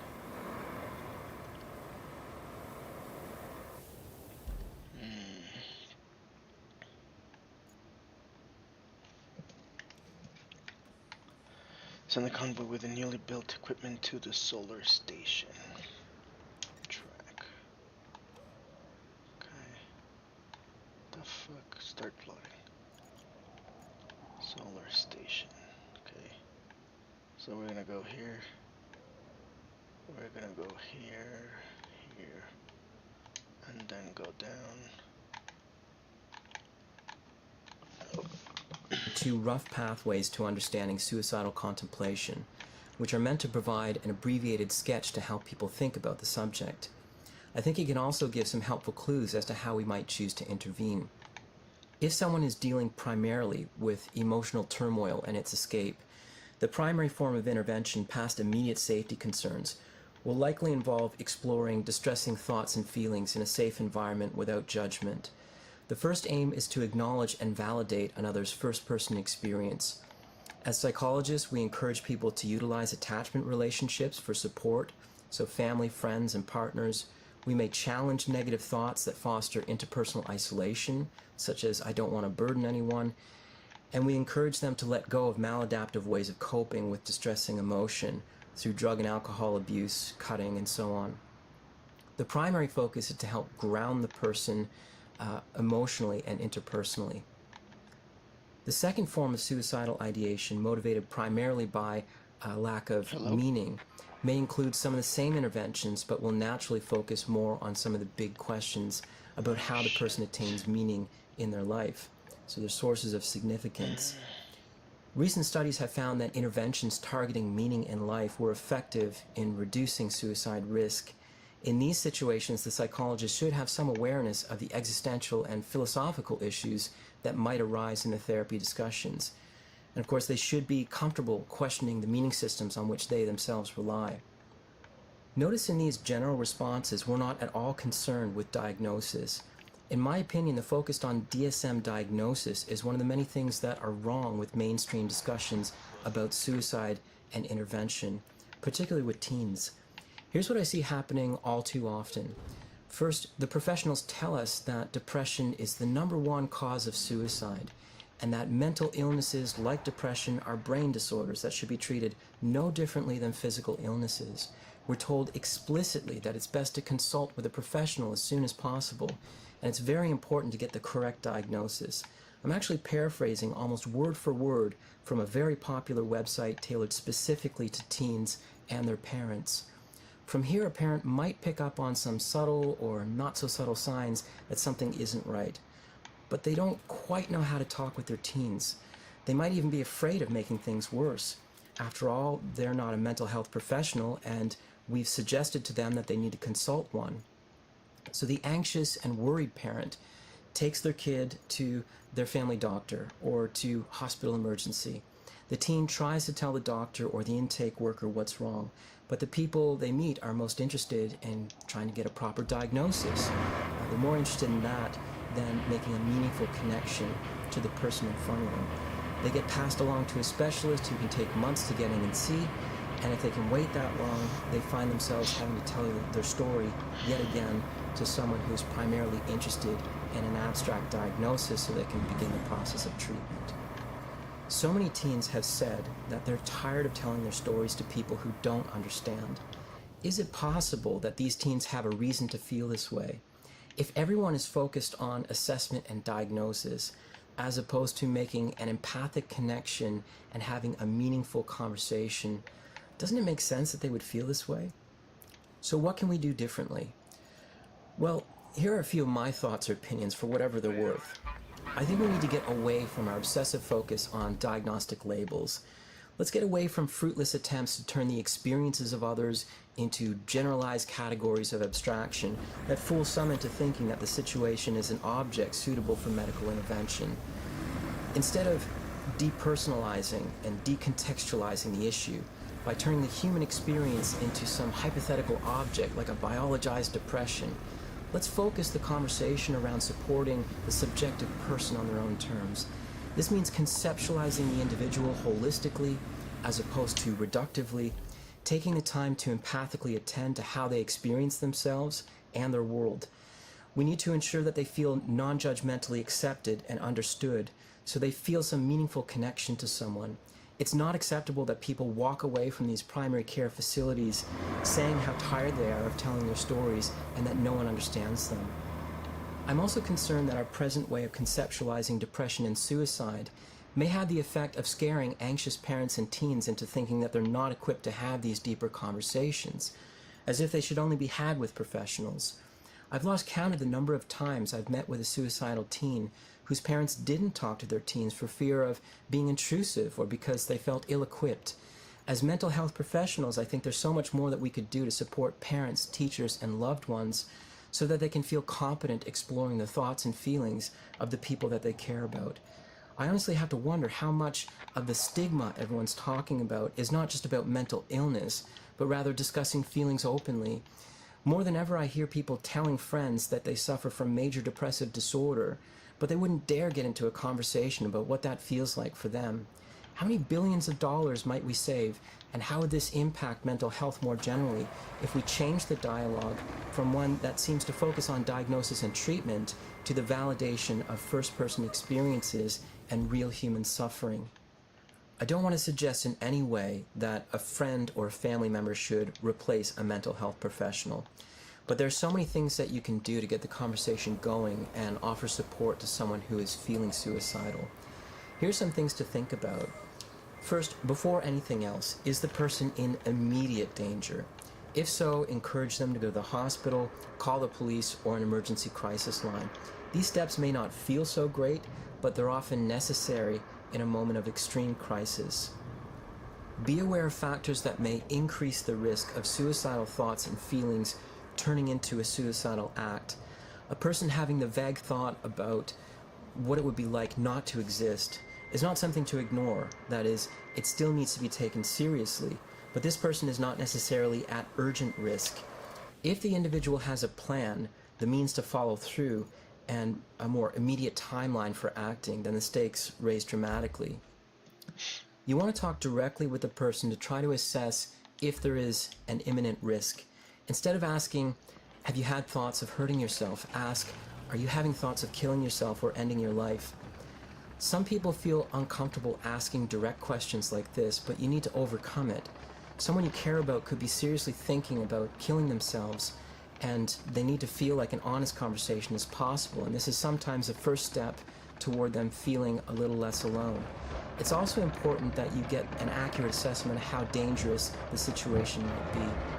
Depending on how imminent the risk is, a friend or a family member might ask if they can remove, if only temporarily, the means to follow through, including access to firearms, unlocked medications, keys to the car, and so on. If they refuse and the risk is high, you might need to force the issue in whatever way you can. It can also be helpful to ask what has prevented them from following through. This might be a scary question for some people, but it's important. Knowing the reasons for living can give you a sense of where the individual gets their sense of strength, support, and meaning, and it can also give you another sense of how risky the situation is. For example, if someone says, "I would never do that because I know it would devastate my best friend and or my parents," then the importance of those relationships might be protective factors against following through. On the other hand, if someone says, "I haven't tried because I haven't worked up the courage," or "I freeze when I'm about to," then that might be a dangerous situation in the right circumstances, such as when the person is able to overcome those feelings while under the influence of drugs or alcohol. I should stress that suicide risk assessment is notoriously difficult, even for professionals who have decades of experience. There are plenty of examples where someone goes into an emergency room one evening, is assessed as low risk by a social worker or a psychiatrist or a psychologist, and they're allowed to go home, and then they're found dead within 24 hours. Part of the problem is that if someone wants to get out of the hospital setting, all they have to do is tell the doctors what they think they want to hear. Risk assessments are far from perfect, and it has a lot more to do with the truthfulness of the answers, which are sometimes better assessed by people who are emotionally close to the individual contemplating suicide. Now, if you think that someone is in less than immediate harm, that doesn't mean that the conversation can wait days, weeks, or months. It means that there's time to have a discussion. Here are some suggestions that can help you open up that important dialogue. Stay away from giving advice or opinions or trying to fix whatever you think the issue is, unless the person is explicitly looking for this kind of feedback. Listen and empathize. Trust that this is in fact doing something. Check out my other video on helping your child regulate feelings. The ideas that I discuss in it apply equally well to teens and even to adults. Try your very best to understand where the other person is coming from and what they're thinking and feeling. Imagine what that would be like. Put yourself in their shoes. People who have serious thoughts of suicide are often in agonizing hell. As much as you're able to enter it with them, try to help them put words to their experience. Ask open-ended questions to get a better sense of what's going on, and reflect back what you're hearing to ensure that you understand what the person is trying to express to you. If someone says, "Sometimes I feel like I just want to die. I feel so alone, like no one cares," don't say, "But you aren't alone. I'm here, and so are your friends." These kinds of responses are more trying to convince someone that they might not have reason to feel the way that they do. There might be a time and a place for these kinds of responses, but stay away from them initially. Instead, try to understand the reality of the person making the utterance. A better response might be to say, "That sounds horrible. How long have you felt this way? What's that like for you? Do you sometimes feel like I don't care?" Validate the other person and their experience, and this is a way to just acknowledge their reality. By validating, I don't mean that you have to agree with the reasoning that frames their experience, but rather acknowledge the experience in itself and its mattering to you. For example, you might say, "That must be so hard for you, feeling like no one gets it." Or you might even ask questions like, "Is that why you spend so much time in your room alone?" It's okay to share your feelings for them as well. So for example, it makes me feel sad to imagine you feeling like no one cares. When you do this, the focus is on your feelings for them, not your feelings about the situation. So take, for example, a parent who discovers a note suggesting that their teen may be feeling suicidal. The parent may panic and feel overwhelmed. They may even say something like, "How could you think about doing that to me?" These kinds of responses are not usually helpful. If anything, the other person may feel ashamed for having these feelings at all, and will be less likely to talk about what's going on for fear of upsetting the other person. Again, the whole focus here is to explore feelings by going deeper into them. There's a highly relevant quote by an unknown author that reads, "My mind is like a terrible neighborhood. I try not to go there alone." The main goal here is to ensure that whatever the other person is feeling, they need not feel it alone. I think one of the most significant protective factors against suicide, or almost any mental health related issue, is feeling emotionally connected with another human being. That is, experiencing yourself being felt by another person, or feeling yourself mattering to someone else. Don't underestimate how important that is. If your attempts to engage are going nowhere, that is, if you get one-word answers, or they keep trying to tell you that they don't want to talk about it, or that everything's fine when you know that it's not, then you may want to say something about how you're feeling about the situation. If you feel helpless, then tell them that. If you feel shut out, then tell them that. This shouldn't come from a guilt-inducing place, but rather a place of concern and care. If the person can't seem to risk sharing a vulnerability with you, then maybe you can take the first step in sharing your feelings for them and their situation. Just be sure they don't take your comments to mean that you're in any way burdened by any of this. I talked about this in another video. As long as an open and honest conversation is happening, there's usually no reason to panic. This goes the other way as well. So for example, I had a viewer of a previous video ask a really good question from the perspective of someone who's feeling suicidal. They wanted to know how they could safely talk about their suicidal thoughts and feelings with their therapist without having to worry about their therapist panicking and calling a family member or the police, or even in some places having them admitted to hospital against their will. For me, it's all about trust. As a therapist, I really, and I mean really, don't want to know what it's like to have a client of mine take their own life. But at the same time, if we're hyper-reactive to client disclosures, then they're not going to be honest about what's going on and what they're experiencing and how bad it is.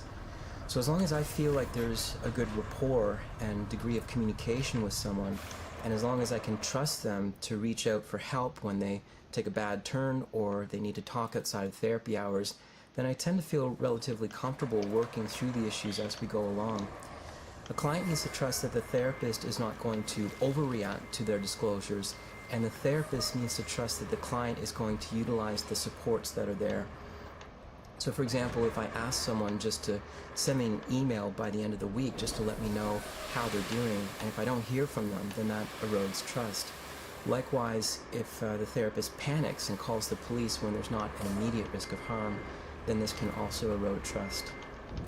Before I wrap up this video, I want to say that if you're watching this, and if you happen to be struggling with suicidal thoughts and feelings, please consider the possibility that the situation that you find yourself in may only be temporary, and that you can still get help. This may seem absurd to many people. You may have been feeling this way for months, years, perhaps even your entire life. But things can change, and it may be the case that as you look back years from now, you'll be amazed and thankful that you survived it. Take it one day at a time. Hang in there and know that there are people you can turn to for help. I hope this video was useful and stimulates some discussion. If so, please add your comments below and remember to give it a like. You can also subscribe to this channel for future mental health related videos. Thanks.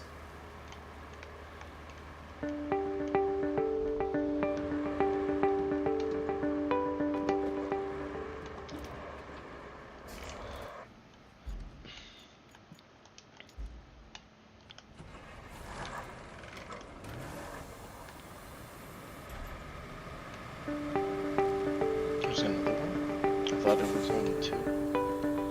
That's good.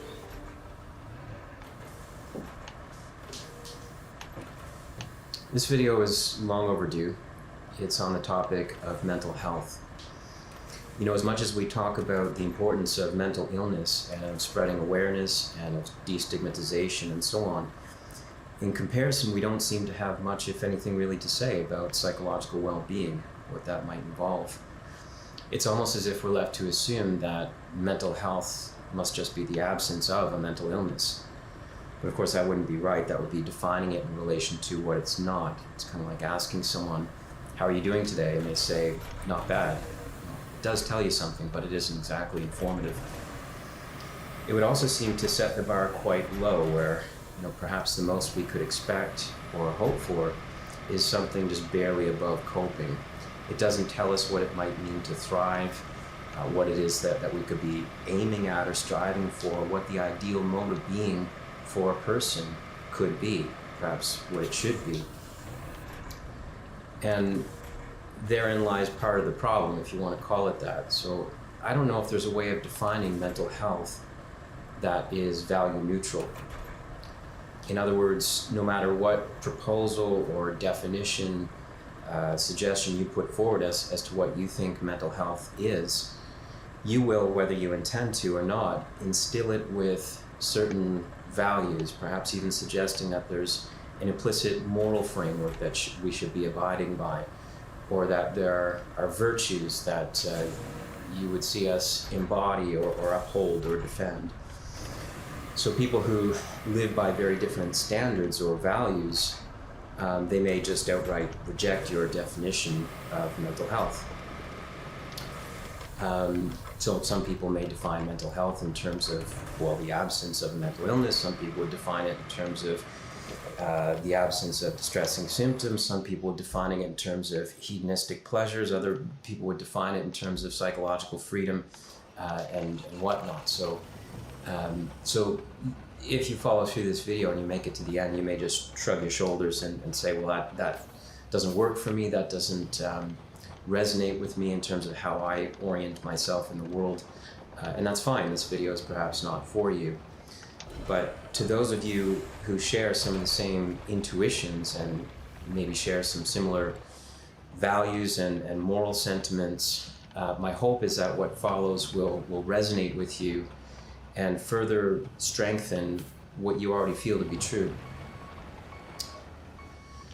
Now, this topic, mental health, is, I think, the most important subject that I've ever tried to address on this channel. And I hope to do it justice if I can.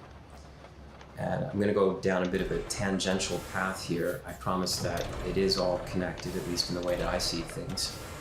But the timeliness and the importance of us talking about psychological well-being cannot be overstated, in my opinion. So, from what I can see, we are living in a society, a culture, an age that increasingly it is not at all conducive to psychological wellness. In fact, quite the opposite. We seem to be moving in a direction where it is detrimental to our mental functioning. So it's the ways in which we are encouraged to think or not think, as the case may be. The increasing propensity for people to speak in slogans and catchphrases, jargon, the increased polarization, the emotional currency of society writ large that seems increasingly to condone and encourage the trading in a kind of prideful arrogance, resentment, and even outright hatred. The ways in which it's become normalized to interact with people who differ significantly from ourselves in terms of how they think, how they interpret the world, how they prioritize their own values and their way of going about living. The ease with which we seem capable of villainizing such people or scapegoating groups of people. None of this, in my opinion, is healthy. None of this is good. None of this bodes well for us in the long run. And as much as I'd like to maybe get into examples or instances of the kind of thing that I'm referring to, if you don't sense it, if you don't feel it at this point, I'm not sure how helpful that would be. So it's been said that there's nothing good about appearing well-adjusted in a sick society, and I believe that we are living in a sick society. Increasingly, every day, it seems to be getting worse. And if you don't sense it, if you don't feel it by now, you should really have a look inward and take inventory of some of these things. We'll get into that in a minute.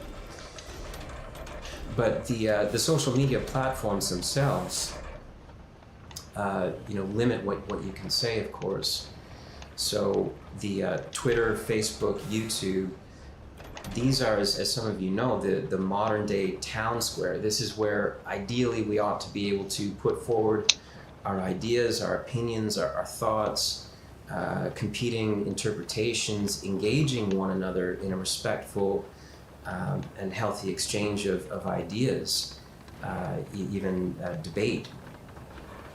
But even on the smaller platforms, the social media platforms that allow for this kind of thing and are more friendly to it, increasingly I'm seeing that people are either unwilling or incapable of doing that kind of thing. Again, which speaks volumes about the polarization at present in society and also just the state of society itself, sadly. But the platforms themselves, as many of you know, they are owned by these multi-billionaire tech oligarchs with a tremendous amount of power and influence and control over the information flow. So what you are able to see and hear and be exposed to is very much controlled by these very powerful entities. So what we've done there is that we've grown accustomed to, or we've allowed for a kind of deferring to these powerful entities that have their own vested interests, right? I don't think it's right to assume that their primary interest is your well-being and my well-being. So we defer to them to tell us or to know in advance what we should take as informative, what is true, and what is potentially misinformation. So we have outsourced, this is all related to mental health, by the way, we have outsourced the act of predication. That is the ability to affirm or deny or qualify patterns of meaning. That's what thinking is as an act, as opposed to just a passive event where you're trading in content or something. We have deferred to these entities to do that work for us. And many people celebrate this. Many people think that this is a good thing. And I presume in part it's because they have so little trust in their fellow human being to be able to, with any effectiveness at all, to be able to discern truth from falsehood, from being able to think critically, or otherwise they believe that they're kind of arrogant. They feel like they just are so certain of their worldview or their beliefs, their ideas that happen to be perfectly in line with maybe these powerful social media entities. They can't entertain the possibility that another person coming from a different frame or challenging or criticizing something like that, they might have something of value to say, which again says a lot about our society at present. So we've allowed ourselves to be infantilized in terms of our ability to think for ourselves. Now increasingly the thinking is done for us, and we are reduced in a sense to just mere consumers of content that has already been digested for us and offered to us through a frame which we don't see and we're not allowed to question. And anyone who has studied history in any depth, you know that this doesn't lead to a good place. So we're infantilized in terms of our ability to think for ourselves. We're also being infantilized in terms of our ability to regulate our emotions in the presence of ideas that we find extremely disagreeable. So, many of these policies are allegedly put into place to protect people from being offended or hurt or, this kind of thing. But there's a statement put forward by, I believe, Albert Camus that is worth thinking about. And he says that for the good of the people has always been the alibi of tyrants. And that is worth meditating on. So the public good, the protecting people, the safety, this kind of thing, these are the justifications put forward for the censorship, the taking control of the information that we're exposed to and so on. But none of that, in my opinion, is good. None of that bodes well for us. Now, if all this sounds strange, if it sounds peculiar, or you're not sure what to make of it, I might suggest humbly that you might have some part to play in this, that there might be some work to be done there, just in terms of looking at yourself and seeing what's going on there. And I would encourage all of us, myself included, to engage in this sort of thing. Take a look at how we operate in the world. How strongly do we hold to our own opinions, ideas, theories about the right way to approach people in the world at large? Are we able to engage in a kind of intellectual humility? Are we able to entertain the possibility that we ourselves might be mistaken, that someone else coming from a very different set of ideas and beliefs or prioritization of values, that they might have some insight that we ourselves are blind to, that we lack? Do we have enough intellectual humility to do that? Can we understand, someone who has a different way of thinking on their terms, where they feel understood by us? We don't have to agree with them, but can we do that at least? Or will we tend to imagine, a caricature of who this person is that allows us to then just readily dismiss them as either unintelligent or worse, as someone who is immoral? And both of those interpretations would perhaps justify us, treating them in some pretty harsh ways.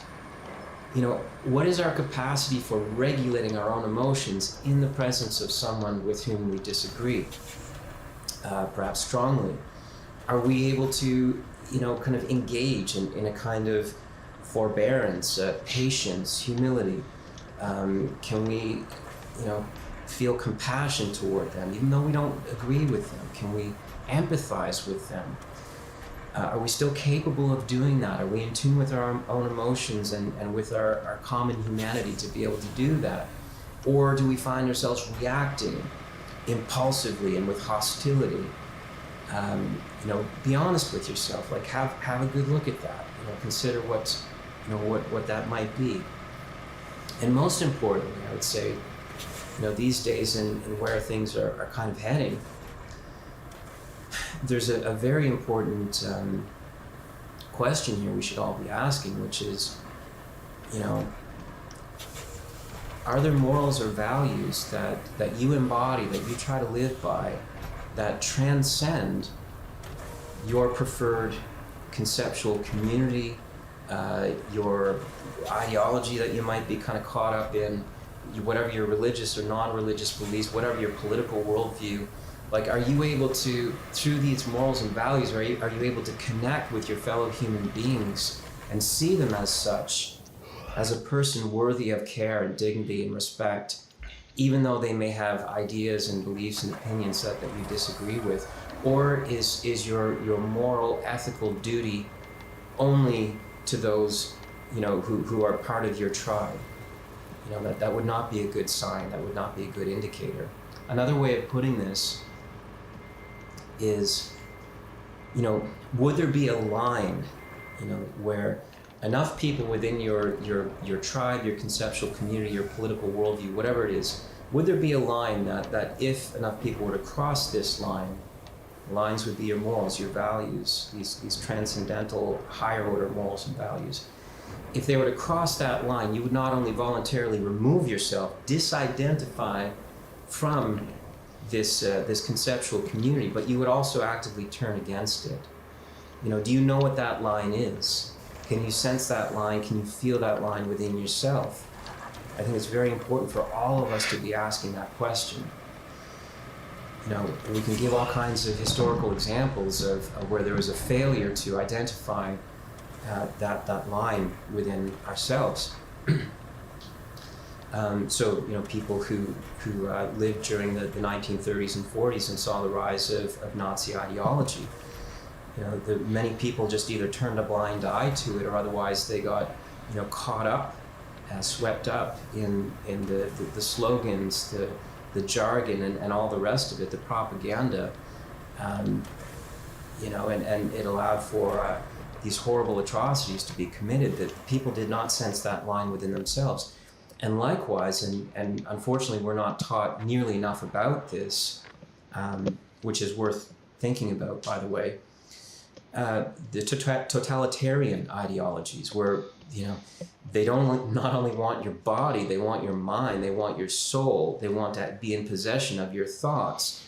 The communist Soviet Russia, and these ideas that would serve as justifications for scapegoating the bourgeoisie, the kulaks, and would justify the torture, the starvation, and the murder of millions upon millions of people. Likewise, these individuals who were caught up in that whole society, they did not identify that line. And these two instances, by the way, in my opinion, these would be textbook examples of sick societies, right? And anyone who's trending in the direction of some semblance of mental health, like, you will feel that there's something off there. You will feel that there's something not okay. It is a distressing, disorienting, unnerving sensation. So that is important to consider. We talk about having the courage of our convictions, but as Nietzsche put forward, it is perhaps more important for us to have the courage to expose our most strongly held convictions to challenge, to falsification. Again, it goes back to that intellectual humility. Do you have that kind of courage? We all need to have that kind of courage, otherwise we get polarized and we lose ourselves, in a sense. I'm going to get into that in a little bit here. But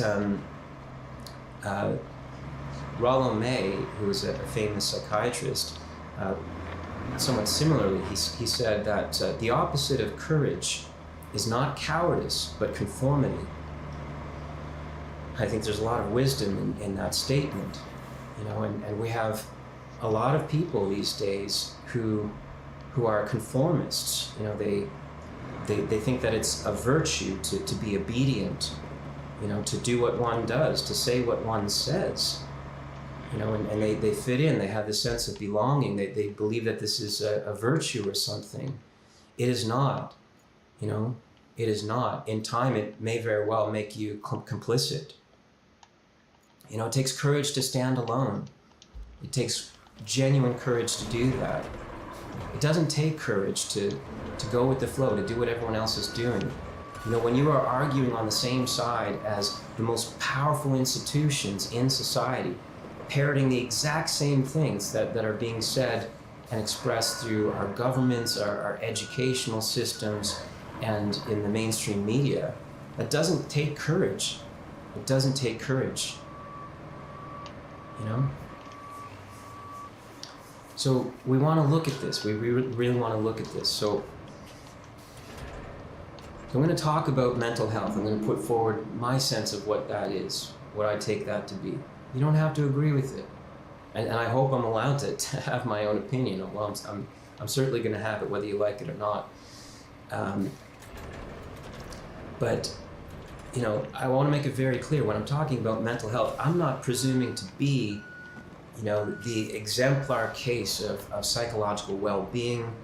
I think I'm doing okay. I don't think anyone needs to worry about me. But I don't presume to have everything figured out. I don't presume to be, the embodiment of mental health that you should model yourself after, anything like that. In fact, some of the things that I've come to, and my intuitions and my feelings about a lot of this, it in part comes by way of introspection. So I've noticed, especially in recent years as I get older, patterns in my own ways of thinking at times, feelings, reactions, ways of engaging with other people, especially people that I disagree with. And I've noticed these things within myself that I didn't like. It didn't line up with who I took myself to be or who I wanted to be. And so I've been making steps to remedy this. So what I mean to say is that I believe I'm coming at this with a fair bit of humility. I'm certainly a work in progress, as I'm sure most, if not all of you are as well. But that doesn't mean that we can't put forward an ideal that we're striving for, that we're trying to attain, even though we might not be able to fully. Okay, so without further ado, let's get into this. What is mental health? So just as a starting point, and that's all that this is, like there's other layers that you definitely want to add to this. There are follow-up questions that you'd want to pose that would need to be addressed.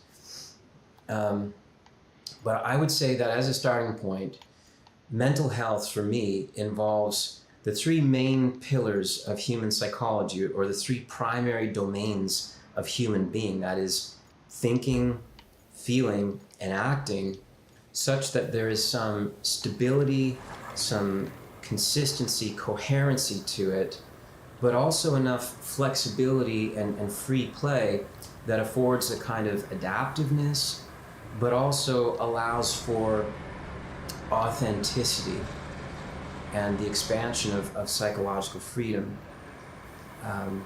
So I'm going to get into this. I'm going to lay out what that might look like. So at the level of thought, we are all operating within an infinite number of conceptual frames that allow the world to be revealed as intelligible, that allows us to navigate through it, to be able to make sense of what we find around us, for us to be able to perceive things, with some consistency. Without these conceptual frames, this background, kind of framing or way of understanding the world, we'd be spiraling off into chaos, a schizophrenic kind of way of being. So there's enough stability and coherency that things make sense. We have more explicit thoughts, which are abstractions, generalizations, language. We're able to communicate with one another, but also talk to ourselves and so on. We have these higher levels of interpretation.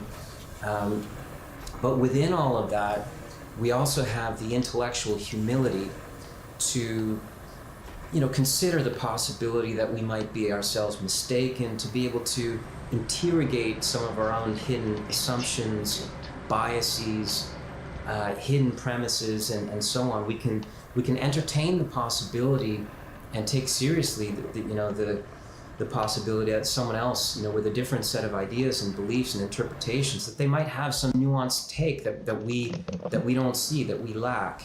And so we're able to reevaluate our beliefs, our ideas in the face of evidence or better arguments. So there's a stability, but also we have a loose enough grip on our own preferences and beliefs and ideas and frameworks and hypotheses and so on, that we can reevaluate and navigate around that.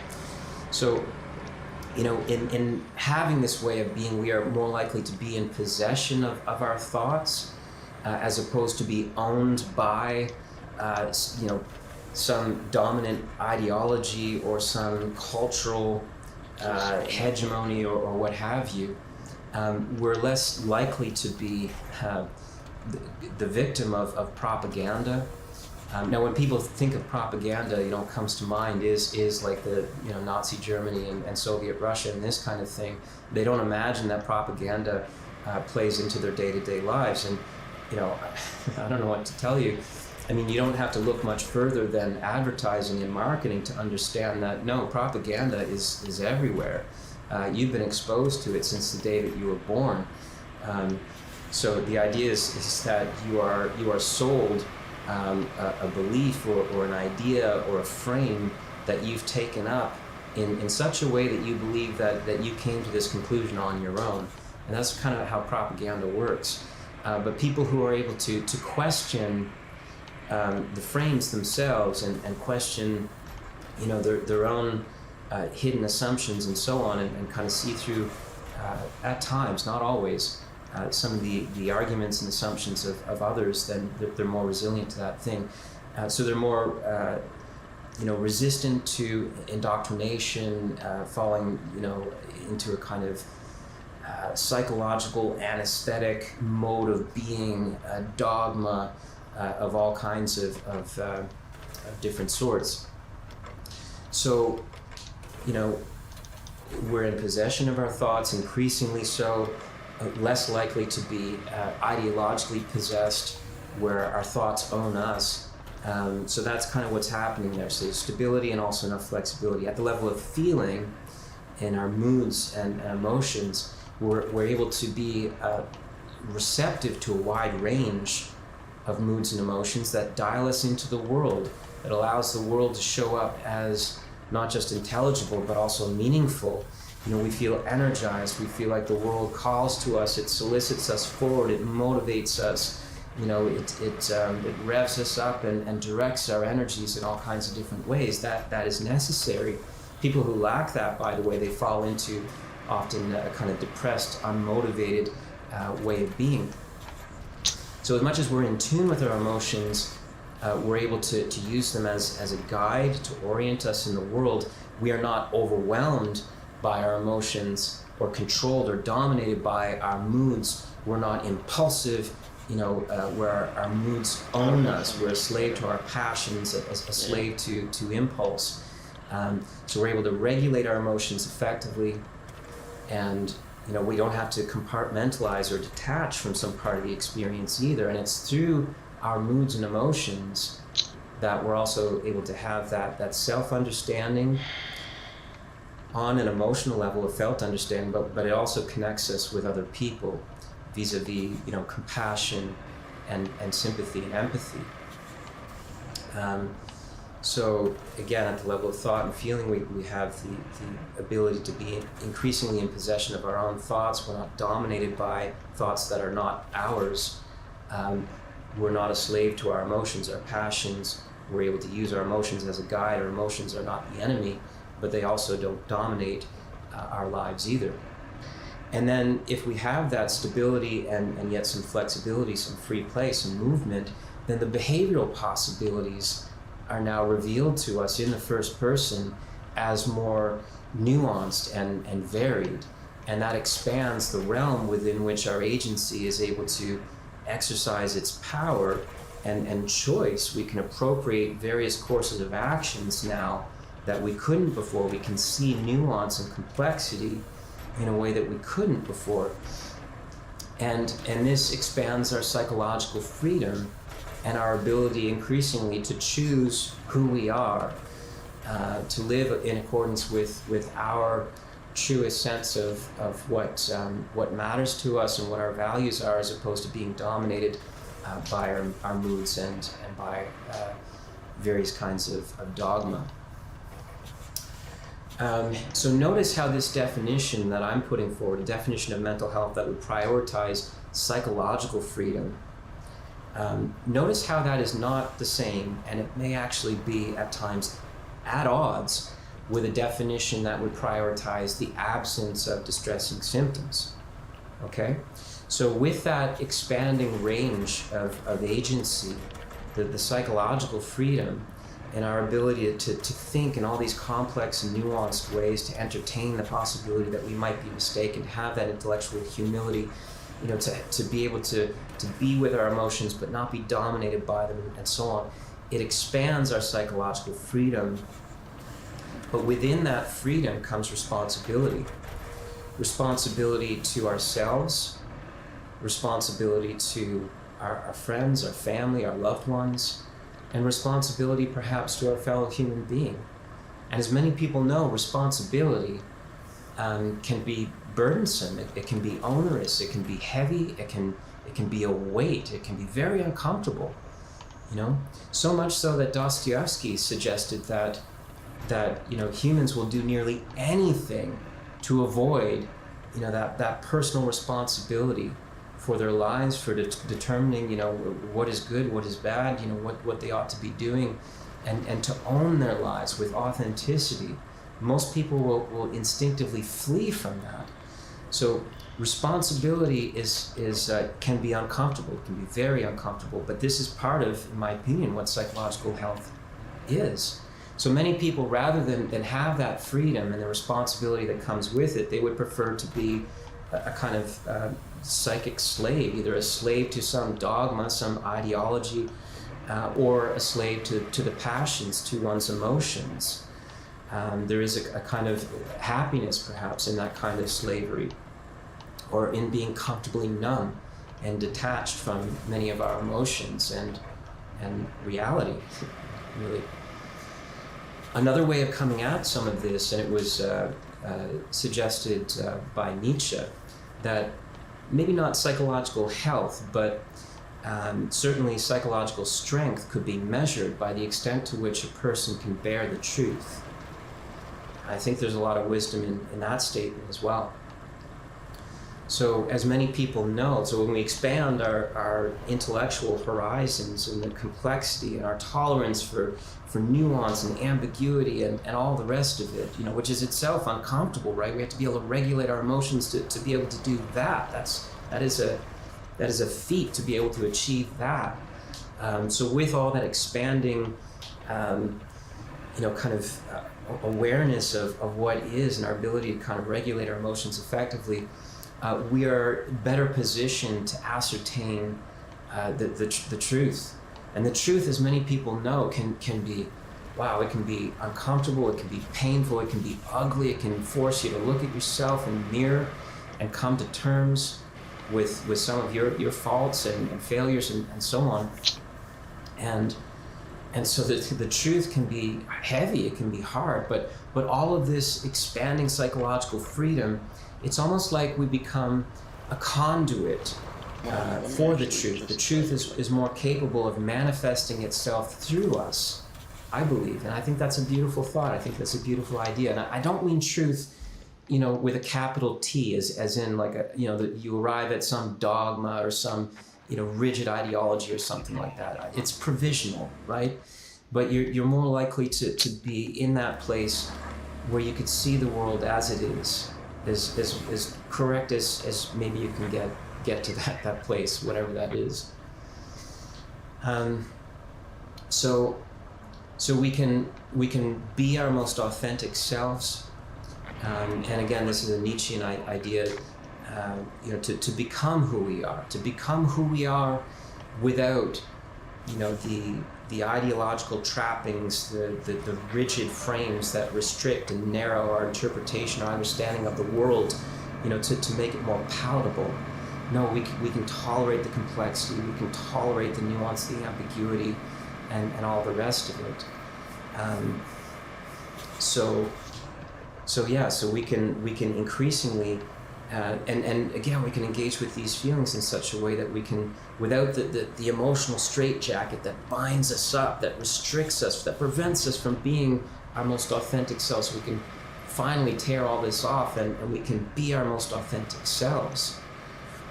And I think that's what mental health is. I think that's, or at least that's what I would tend to prioritize.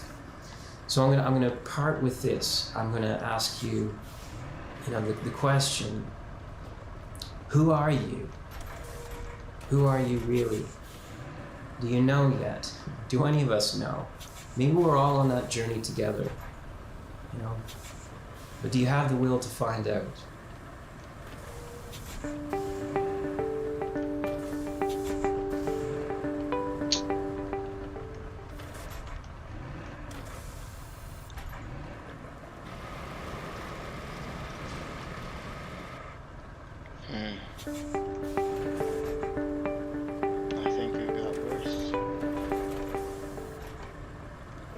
Hello everyone. In this video, we pick up the conversation again around anger. In the last video, we talked about the metaphysics of anger, everything related to the structure of anger, the phenomenology, the what it's like of anger. We talked about the 5 different parts of an emotion and how to maybe think about anger, explore all the different sides of anger. We differentiated anger from other kinds of emotions and responses, such as frustration, venting, resentment, and passive aggressiveness. We noted how anger is often a secondary emotion and often covers over or conceals more vulnerable feelings like hurt, disappointment, abandonment, and so on, although you might see it as 2 sides of the same coin. So as much as you want to be able to access those more vulnerable feelings, you also want to have the capacity to embody those more assertive energies as well. We, most importantly, I would say, differentiated anger from aggression. So aggression is the violent, impulsive dysregulated, acting out in actuality. So it's the yelling, screaming, stomping around, throwing things, slamming cupboard doors, punching, hitting, kicking. That's aggression, and it's almost never warranted. It's almost never helpful, and so that's not at all what we're after in these conversations. We're trying to access the feeling, and doing so with the ability to effectively regulate that emotion. So being able to tolerate the feeling without being overwhelmed by it, without it being impulsive and dysregulated. So those are some of the things that we talked about in our last conversation. We noted that there's an important part of being able to visualize what that energy wants to do, and the feeling itself is not you, it's a part of you. So the whole of you involves a great many things, of which anger is only a small part. So, and then we talked about the difference between anger and shame, or sorry, the relationship between anger and shame, and how that will be of interest to some people. So a lot covered in that last video.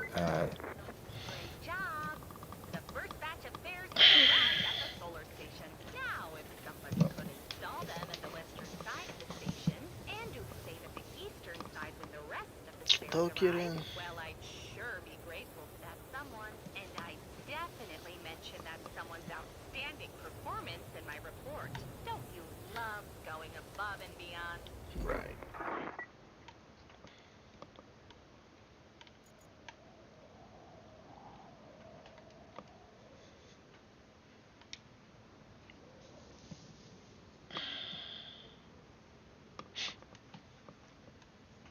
I think it's gonna be five of them.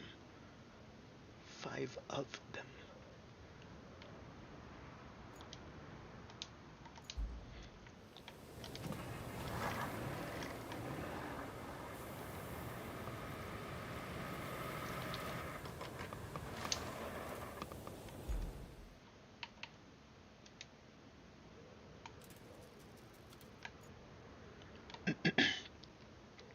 So that didn't work. Breathe life into the solar station. Breathe. What does that mean? Delivery object? Oh, todos esos 4 para allá. 5.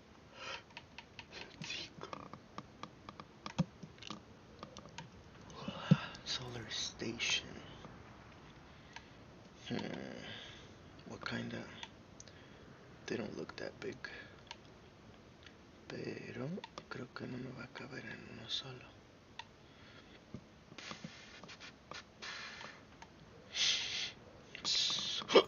So probably I'm gonna need a... Well, I could just do... I'm thinking... multiple passes. Yup. Oh, solar station. That's gonna be... turned on once I finish this, no? I think. I'm hoping I need...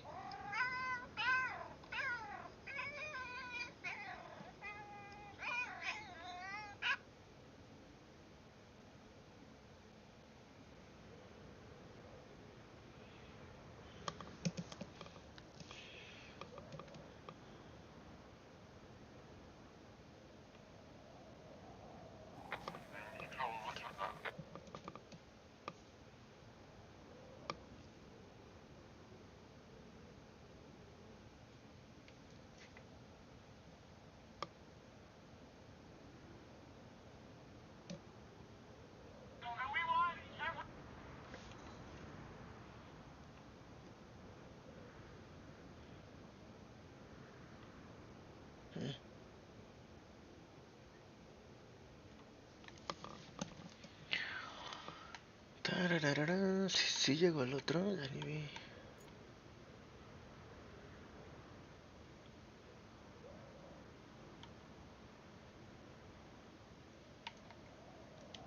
$880, 220. Creo que sí llegó el otro, ¿no? Ya no se mueve nada. Ok.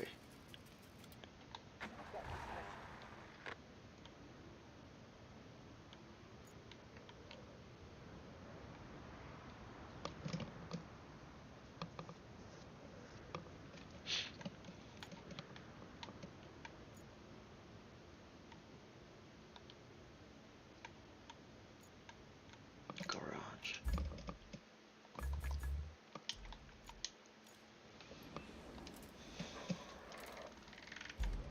So, para arriba, and then we deliver them. Son 5. Okay.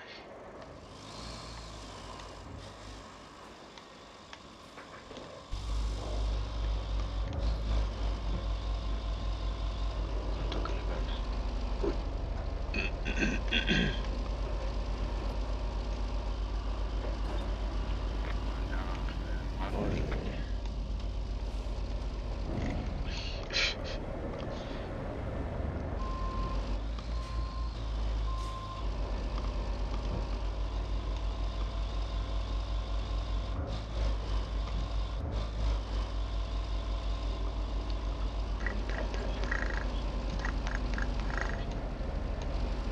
Compromisito.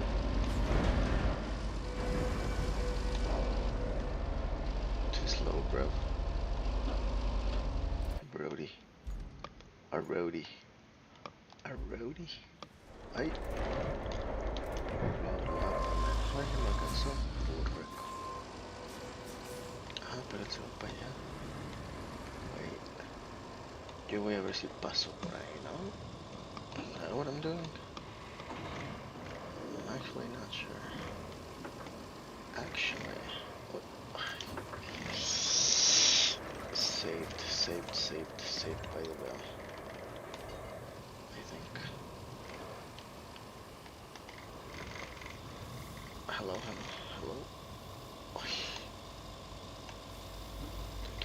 Thank you.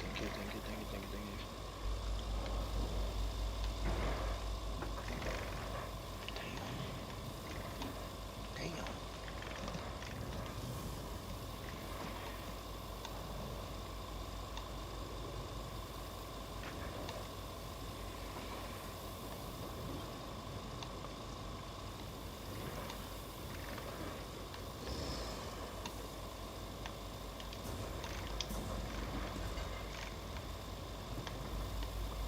Excuse me.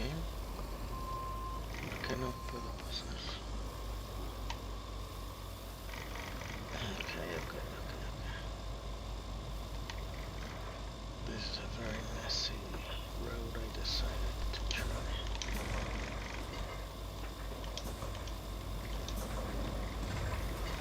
Come on, bro.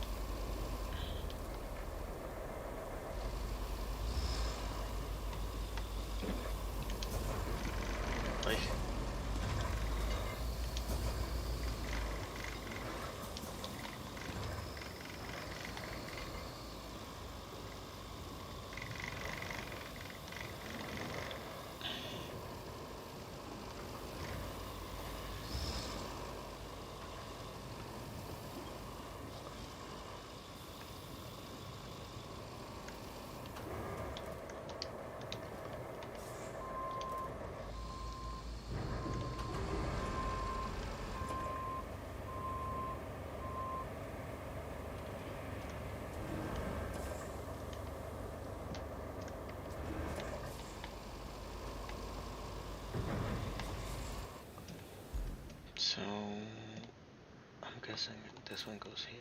So, okay.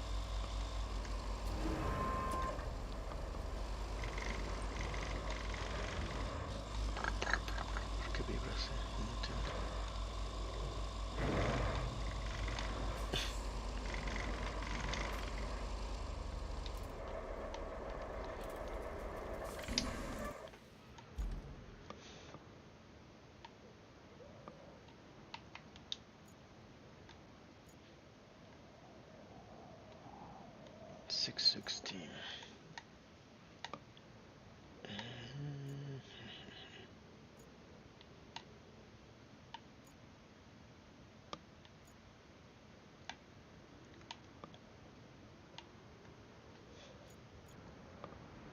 I'm just gonna finish this task and then I'm done. So no.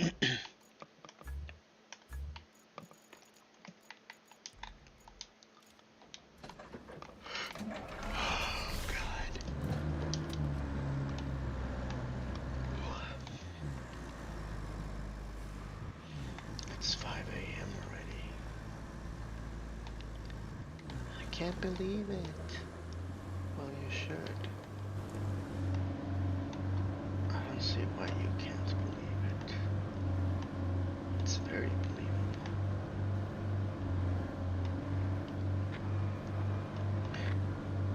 Port in River Base, ¿dónde falló? ¿Ya le hizo de pedo?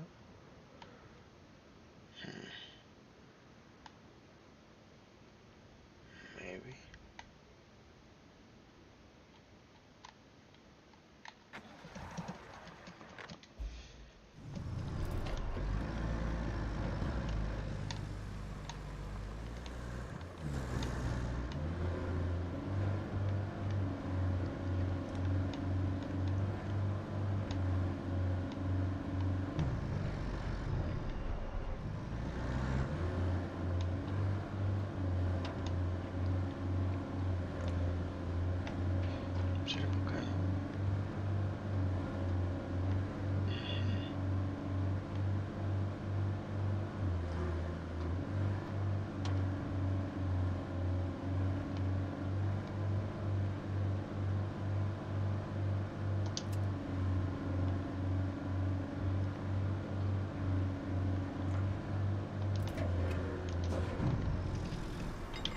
It is very much like a foundational kind of piece to the conversation that we pick up here. So if you haven't watched that video, please watch that video.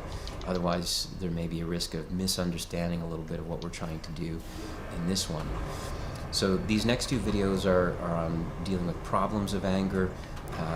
The follow-up to this one will talk about people who have issues with managing their anger, or people who are dysregulated or impulsive, or arguably have too much anger. And in this video today, we're going to discuss first, what it looks like to have arguably not enough anger, or low capacity to hang out in that feeling and make use of it in assertive ways. So let's maybe explore what that kind of looks like. So symptoms of a problem in this way may look like someone who is excessively passive, someone who is prone to people-pleasing. They maybe have poor boundaries and have a difficulty asserting boundaries. There's generally a lack of assertiveness in this person's personality. There's maybe a lack of confidence, a lack of self-worth. They tend to be very fearful of conflict or disagreement, or otherwise they can sometimes be indirect or subdued in their expression of anger. So it can come out in some roundabout ways through like passive aggressiveness, resentment, and things like that, although that's not always the case.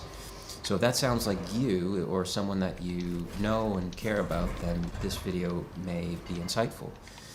Now, what we talk about here won't cover every possible angle of why someone might have those kinds of difficulties or personality traits, but this can often be part of the problem, so hopefully this is helpful. So first we want to conceptualize the problem. How do we make sense of this problem? Well, one way of doing so is to view it as a person having a difficulty in just sitting with the feeling, being able to regulate that emotion without being overwhelmed by it. So it's almost like people that struggle in this area, it's almost like their body anticipates that anger is just going to be too much, it's going to be too big, perhaps it's going to be impulsive and dysregulated, or they just don't have a comfortable relationship with their anger. And so you can almost think of it as having like a phobic reaction to their anger. So when the anger starts to show up in their body, they just get tense and uncomfortable. And they don't know what to do, or they shut down, or they freeze up. And that's often what's going on there. So some of the reasons for this, they can be incredibly varied, but I mean, it could be, growing up, they had parents who didn't, effectively model what healthy anger could look like, and just being assertive and being confident and, being at odds with another person and expressing that in pro-social ways. Like maybe what they saw was, the yelling, screaming, and just the stomping around and irritability, and maybe as a child that was like scary and terrifying and uncomfortable, and you felt like you're walking on eggshells all the time, and maybe that's what you associated with anger. That's what you took anger to be, because that's all you've ever known. And so maybe you've decided on some, I don't want to be like that. So you imagine that's what anger is, when in fact that's not anger, that's aggression, and that's dysregulated anger. The person arguably has a problem in being able to effectively regulate their anger or access the more vulnerable feelings, and coming from that place. Another reason is that perhaps as a child, when they were angry or expressed any kind of assertive energy, maybe they were punished for it, maybe they were shamed for it, maybe their parents never validated that or acknowledged that or knew what to do with that. Maybe the parents themselves could have been like overwhelmed in the face of the child's anger, and perhaps that caused some kind of phobic reaction or some difficulty there. There could be all kinds of reasons. I don't want to lay out all of them, but just to give you a feel for what that can look like. So you can think of like the person who is excessively compliant or excessively passive, or lets the other person take the lead in the relationship or whatever it is, as the poor boundaries, the inability to set boundaries.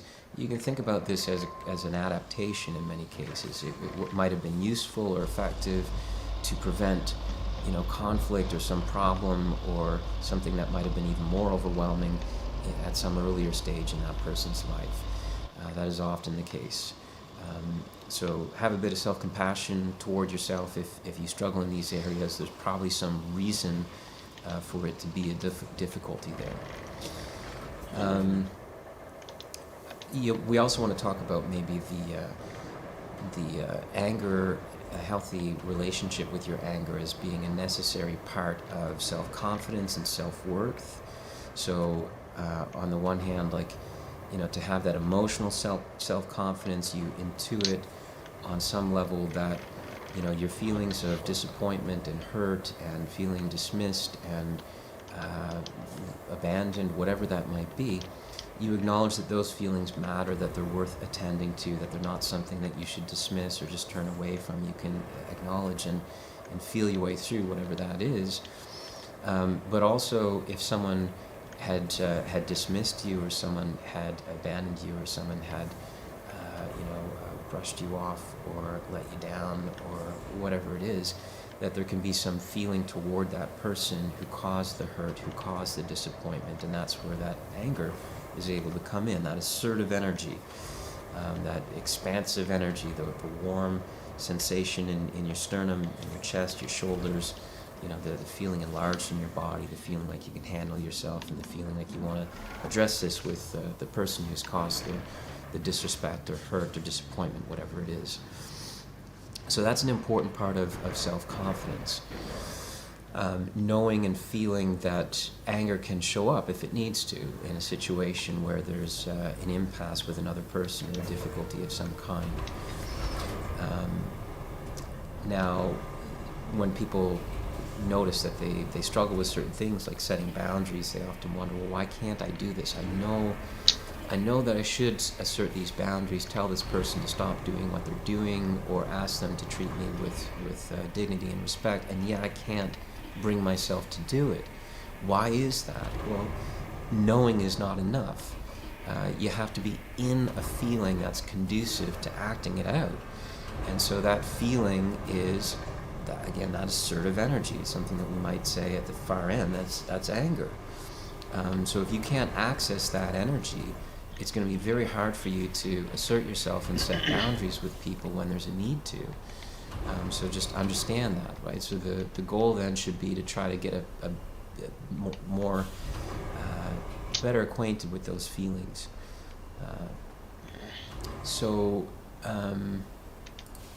Another thing that can be helpful is redefining conflict. So many people have a phobic reaction to conflict. They don't like the idea of conflict. And I think that's often because when people envision it, they imagine that it's going to be yelling and screaming and fighting and all of that aggressive energy and so on.